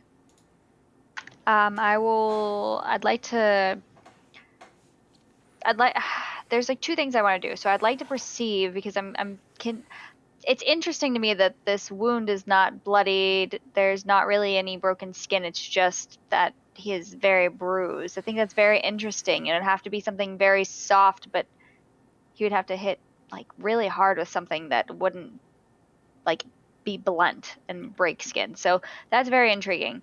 The best thing that I can think of is some sort of force magic or a jellyfish. But anyways, this is me. So I don't know. I don't know what to think at this point.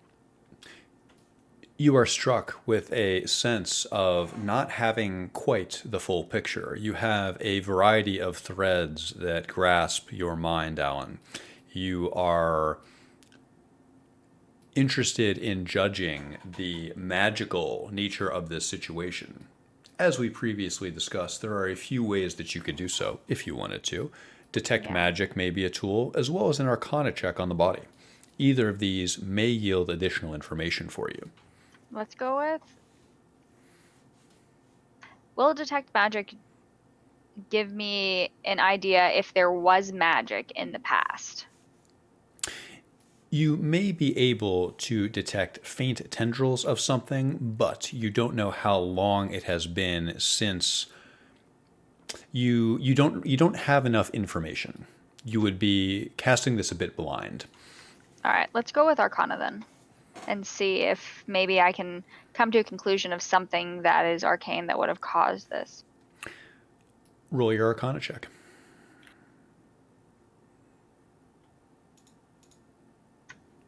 That's 7. You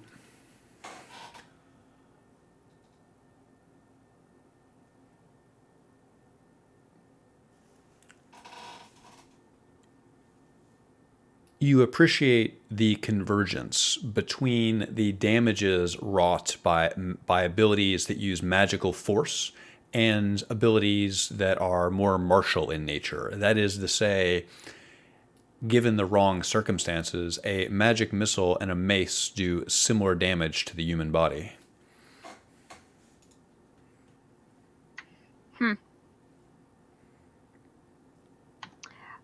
Okay. So after discovering that, I'm going to look back up to the 3 of them. Which of you hated him the most? And then I'm just going to look for their responses on their face. One moment while I roll something. Okay.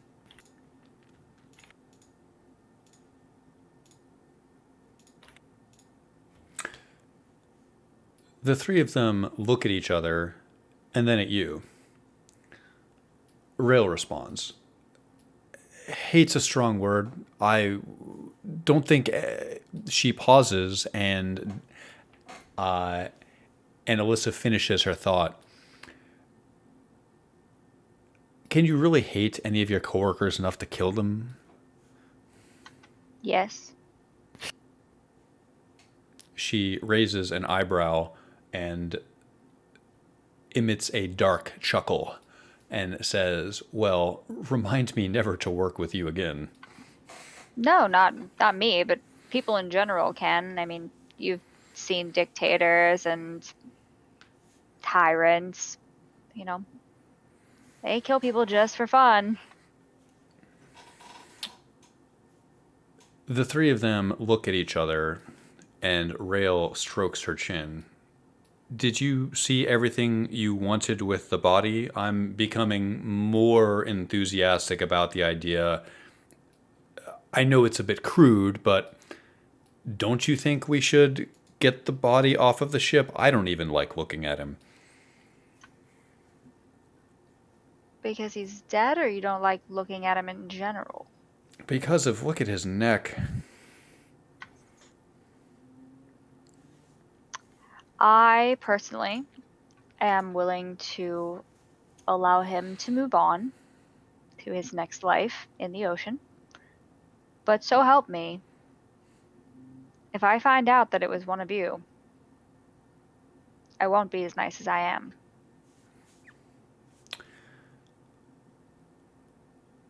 Roll perception.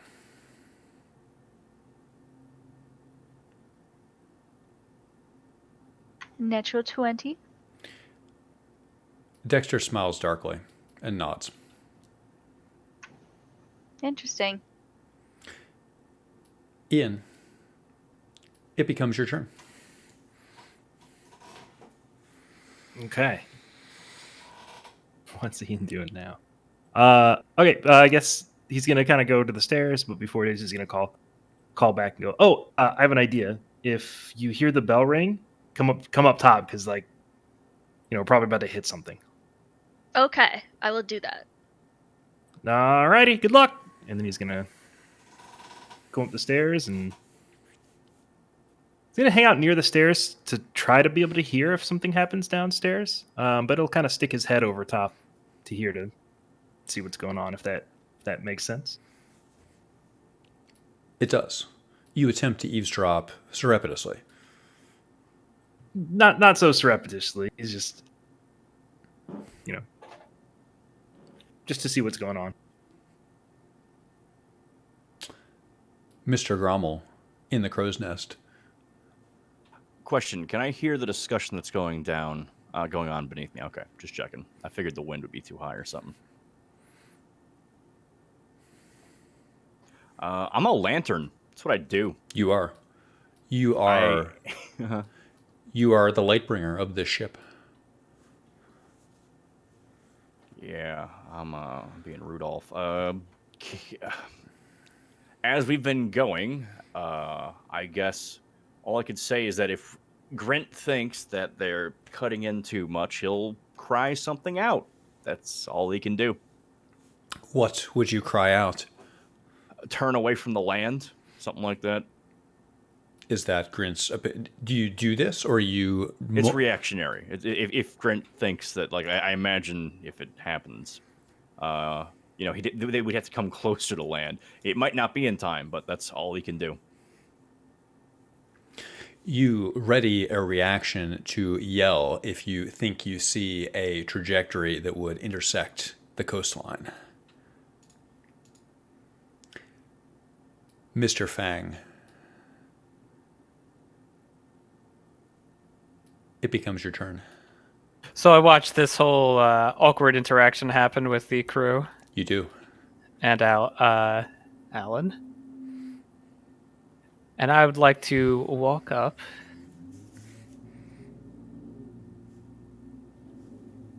I'm over here. And I would like to let me think for a moment.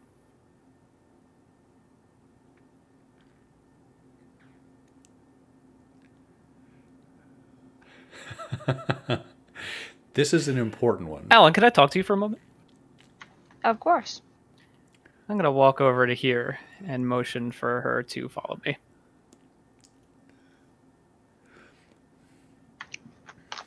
I'm a bit suspicious. He did it. I'm sorry, who? We found the murder weapon in the captain's quarters. What was it? A warhammer. I'm not quite sure. An enchanted warhammer. Did it have We blood also on it? found fresh... Nope, but there wouldn't be blood. I inspected the corpse. He was hit by a blunt force instrument to the face. We inspected the captain's quarters. We found fresh clothes, and we found the murder weapon under the bed, and a book on how to use it, very conveniently. Then I interrogated them in the corridor. I may have used a little magical lubrication, but they admitted to sleeping in the captain's quarters together. Well, that doesn't necessarily mean that that's the murder weapon or that, they particularly used it. I mean... And they want to throw the body overboard. How convenient. Listen, they're going to do it whether we want them to or not. We need them to navigate us to shore right now. So if you're going to make a stand, I suggest we do it once we get on shore. Oh, yeah, no, absolutely. To be honest with you, I was up all night and nobody left their quarters. That you know of. Really small detail there that's missing. I mean, if it was magical, then sure, but, I watched to make sure that we were all taken care of. I was mostly worried about you guys, but nobody really left. I mean, Don was in his quarters and then he went back up for watch, but other than that, the other two didn't leave. When they went in and stayed there. And they didn't sleep together in the captain's quarters. Not tonight. We're here, and we would squeal to the captain. But regardless, we can't hassle them until we're in the on shore. None of us can captain this boat. Here's the other thing. Although Rail seems slightly suspicious, I heard you mention that the captain's clothes had been worn. But if they all hate the captain, why on earth would they want to wear his clothes? I don't know if it's the captain's clothes, but there are worn clothes in there. Also, many months at sea, share bunks, share clothes. So hear me out on this. I'm hearing you out. What if we're not actually picking up the captain? What if the captain's been here the whole time? We just don't see him. That is possible.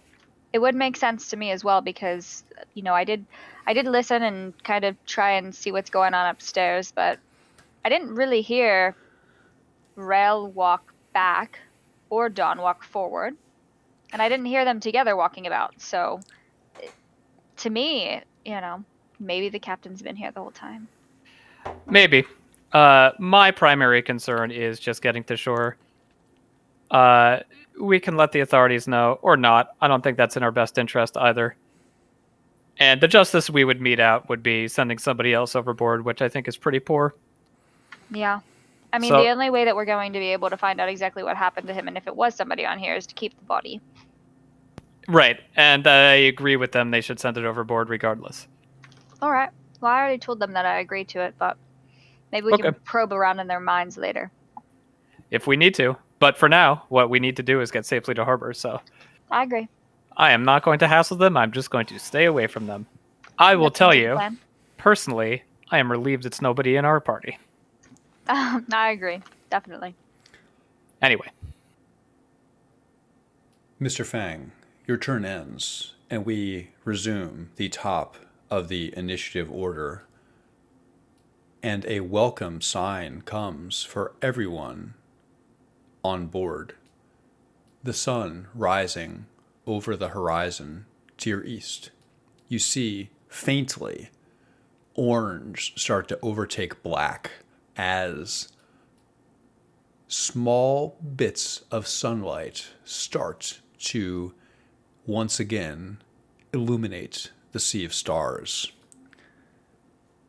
It's the crew's turn.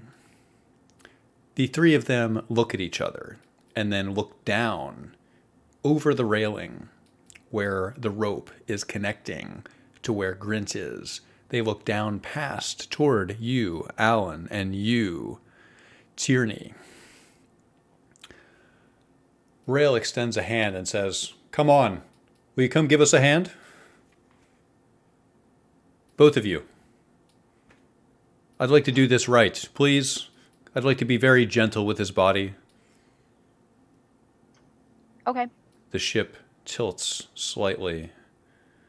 The rain starts to abate. Eden, it becomes your turn. We find you hiding under the bed in the captain's quarters. It is dusty, musty, and dark down here. Eden has not heard the bell, so he will continue hiding. You continue lying in the embrace of subterfuge. Alan Vaughn on deck. It is your turn. Can I roll for insight to see her sincerity? Sincerity? I think. Whenever she. Damn. She seems sincere, from what you can tell. Okay. I nudge Tierney so that we can go assist them in giving him a proper water burial.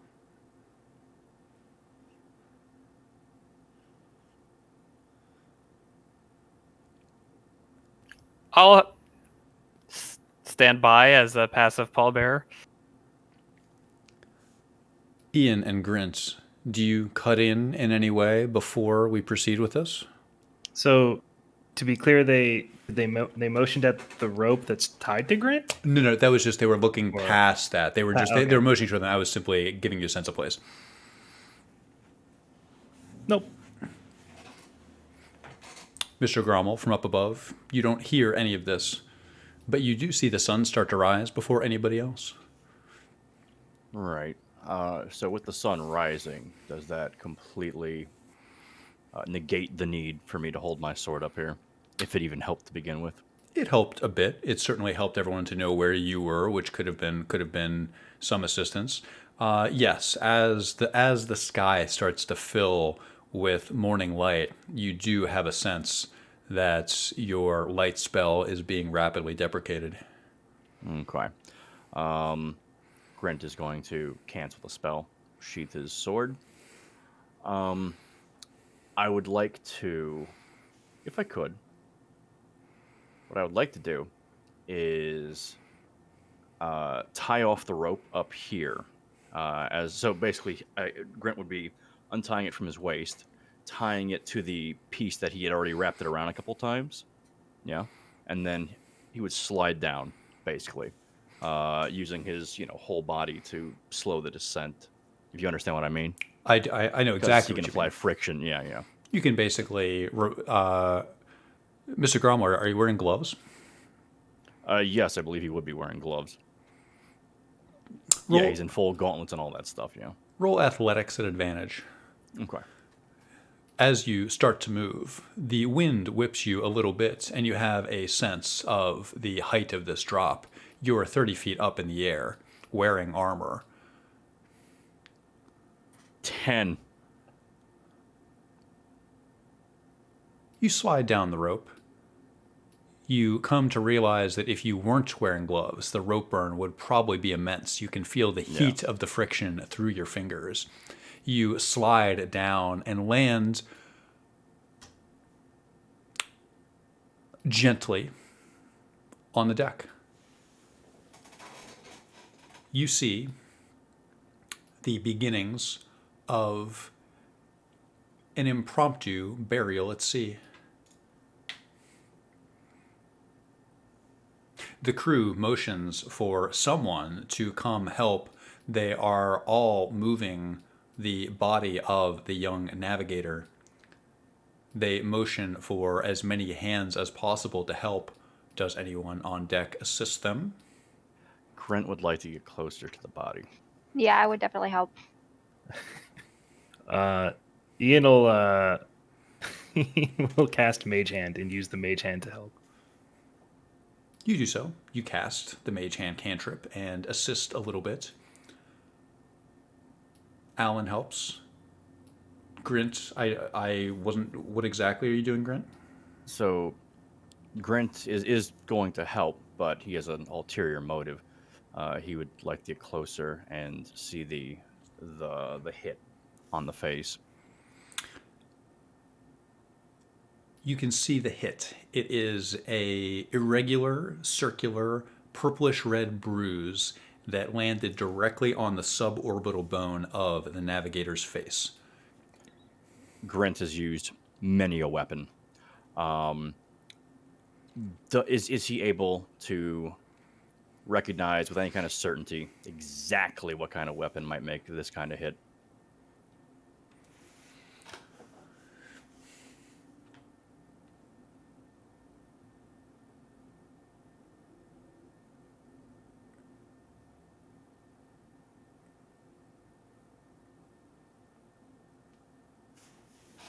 No. Okay. You nothing more can ascertain that it is a blunt weapon, but the injury is severe enough and the bones beneath the skin are broken enough that it is difficult for you to reasonably determine exactly what would have dealt the fatal blow. Understandable. The crew, using your assistance with the Mage Hand, Alan and Grint, slowly brings Don's body to the edge of the ship.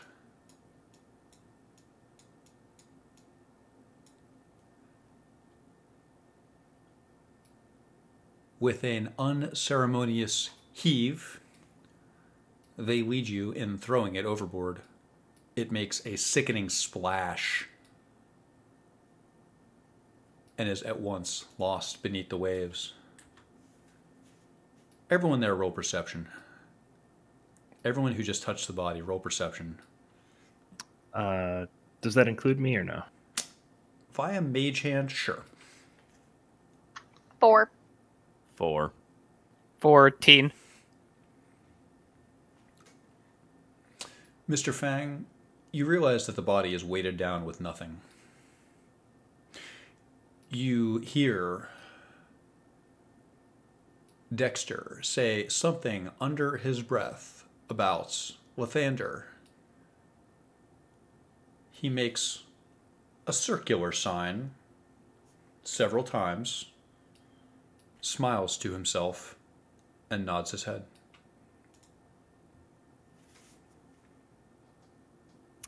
I think you should be praying to Umberly, my friend. He makes direct eye contact with you. says, "The fuck did you just say? Why would you?" Suddenly, all three of the sailors seem incredibly agitated. "Don't say." He makes a visual. He says, "Don't. Thank you, but."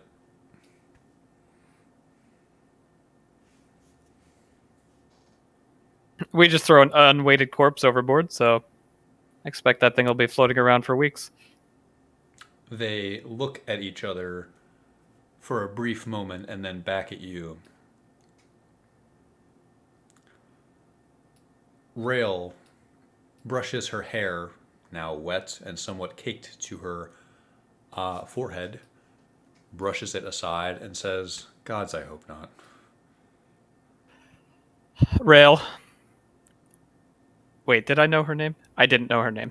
You've heard it 5 to 10 times now. You can infer. Rail, this is a mess. One that you will rightfully have to unpack once we get to shore. So let's do that. She raises an eyebrow. You weren't sure of this, but apparently she knows your name too, and says, "Tierney? Is that a threat?" Not at all. She glimmers slightly. Her eyes shimmer slightly with recognition. She looks back toward the water. She nods to Alyssa, who adjusts the sails. You come to realize that the ship is keening in toward a bay. Now that the sea is illuminated and continuing to get brighter as the sun rises in the sky, you can see more of the terrain around you. There is a rocky, treacherous coast. There's a rocky, treacherous coast off starboard of the ship. Off port, you see distantly land on the other side of the glimmering sea. The sun seems particularly bright this morning. Does anyone look in the wake of the ship? Since you recommend it, yeah, sure, why not? I wouldn't. Not It's like from where I'm at. walking away from an explosion. There's no way I'm doing that. Oh no, I mean, like, we just dropped a body. I'm sure that I would watch to see if anything happened to it. Alan, you see it bobbing in the wake of the ship.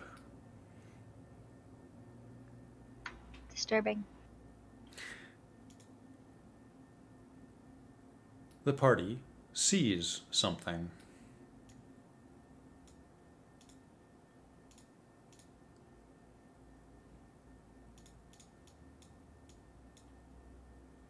You are approaching the town of Serloon.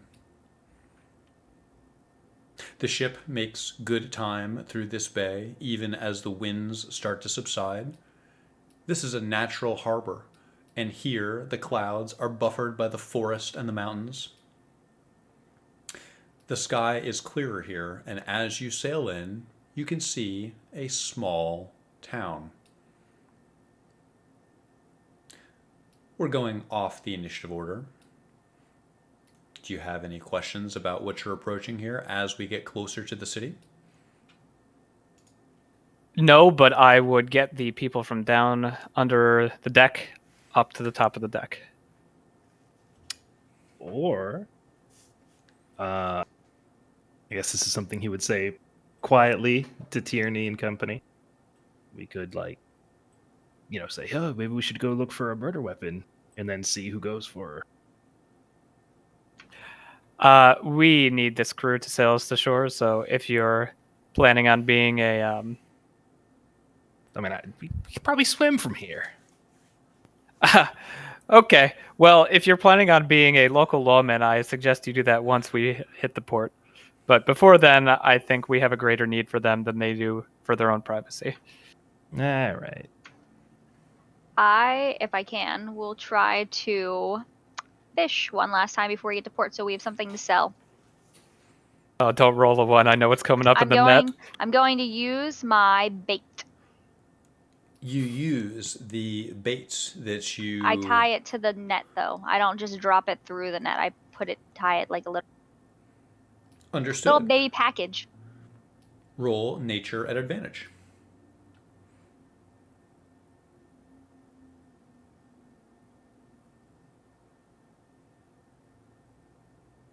A 2 and a nat 20. And with nature, that's 22. Look at me go. Fish. You, using your baits, use your net to carefully trawl the shallow waters as you approach Serloon. You see something, a golden fish wriggling in the shallow water, and you move quickly using your net to grab it. You know what this is. You've had it countless times. It's a sunfish. It wriggles in your net.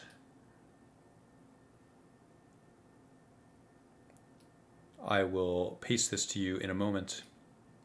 Does anyone else have any last moment activities as the town approaches, as you get closer to the dock here? Ian will go collect Eden before anybody else stumbles into that room, I guess. You collect Eden from underneath the bed. Eden, you feel a bit stiff. As the ship gets closer to Serloon, you get a sense of how small this settlement is. Approaching the dock, you can see, in the morning light, there seems to be someone waiting for you on the dock. There are 2 people clad in chainmail with black cloaks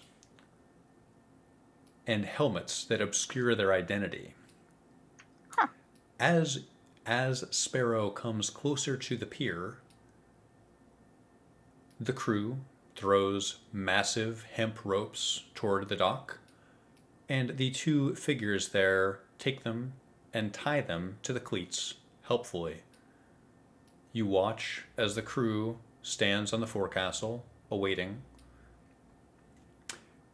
And as the ship drifts ever closer to the dock, you hear a ladder being pushed up to the side. You see one thing before we conclude our efforts today. You see a head being poked up over the side of the ship. There's a helmet with a skull pattern on the front. You've never seen anything quite like this. But then you hear the voice. It is someone saying, Zentarum Customs. Can't wait to see what you've got on board. The voice laughs. And we end our session. Fuckers. Hope they like rocks. Yeah, I hope they like rocks. Perhaps they Got do. me a big old gold fishy boy. Maybe we should have kept the body. That would have given the Zentarum something to think about. Yeah, it'd been fun. Tierney, you proud of Alan for catching a fish? Finally. Immensely. Yeah, I mean that advantage really helped because that first 2, I was like, this poor girl, she can't fish. She really can't. I'll have You your... just need some murderer bait. What? We could have used the body as bait. We could have got a big fish. Just saying. Oh, God. Imagine the Zentarum being like common goons at a dock. Yeah. Boy, like they succeeded and failed at the same time, man. Used to be like some cool shadowy organization, and now they're just grunts. Of Like suffering from rent-a-cups. success. They're Team Suffered Rocket from grunts. success. Team Rocket.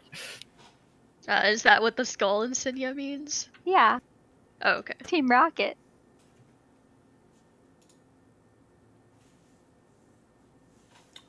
What do we All got right. here? Oh, Well, it's fun. sunfish. Well, thank you for the session. So, hey, next week, same time, same place, next Friday, we good? Works Hell for me. yeah. Locked in. Hell yeah. Everyone's good. Can I get like thumbs, like everyone, like no one's saying no. Everyone's good. Steph's good. Lat's good. Ruff's good. Jewel is good. Dave is good. We're good. Next Friday. See you here. The die is cast. If anybody's not good, I will buy a plane ticket and I will find you. And you will be good. I'm extremely excited for next week's session. We've got some stuff in motion now. Hell Gosh. yeah. Yeah, we Yeah. do. We have to sail this boat back, by the way. Yeah, with no navigator. I don't know. I hope the captain can fill that role. You have a sextant, right? When it's not fucking raining. I mean, Well, the captain's gonna come aboard, and he's gonna have to figure this mess out. Although, He You is know. the captain, so We'll just find a navigator in the temple, just like I'm sure we'll find exactly what we're looking for in the temple. we'll find something. we're not to Yeah. the temple yet. We're just picking up the captain. We still got to sail back down to the temple. And Ian and Eden will just Yes. hug their way to the artifact. Oh yeah, right. Their names get me so messed up every single time I start to say them. I'm like, hold on, let me I think. just look at the document that has their name, and I just Yeah, read it. me too. Unfortunate, but reasonable. What I It's would- funny that they're friends too. Like they could have just been enemies, but yet they were like, we're gonna sleep together. We're gonna be best friends. What I'll do is I will get you guys a little cheat sheet for next week. What I wanted to do was finalize tokens and stuff like that, but honestly, forget about it. I'll just put you. I'll give everybody a a la Fall of Cormiro, a quick study sheet, so you can quickly reference something that has all the players listed.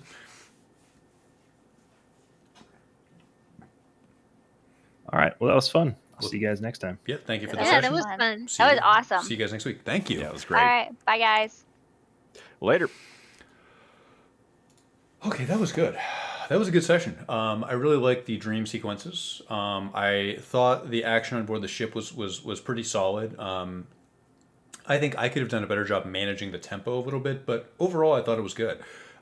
This was about where I thought we'd be at the halfway point, to be honest. Most of what I practiced for today was related to Sarah Loon. Like, I practiced, all the voiceovers for the people in Sarah Loon and stuff like that. I thought the onboard ship and the murder investigation, stuff like that, would be very brief. So this was a little bit longer than I expected, but always a good thing. Very excited for next session, where I think things are actually going to start to get a little volatile. But I think we have an excellent exposition going here. Like I told the players, I think everything is definitely in motion. Things are flowing in the right direction. I think this is very exciting. Yes, next week will be meaty, exactly. Well, thank you so much for watching, guys. I recorded this, and I'm going to see if I can do something with the VOD, but thank you so much for hanging out. You guys are the best, and I will see you next week.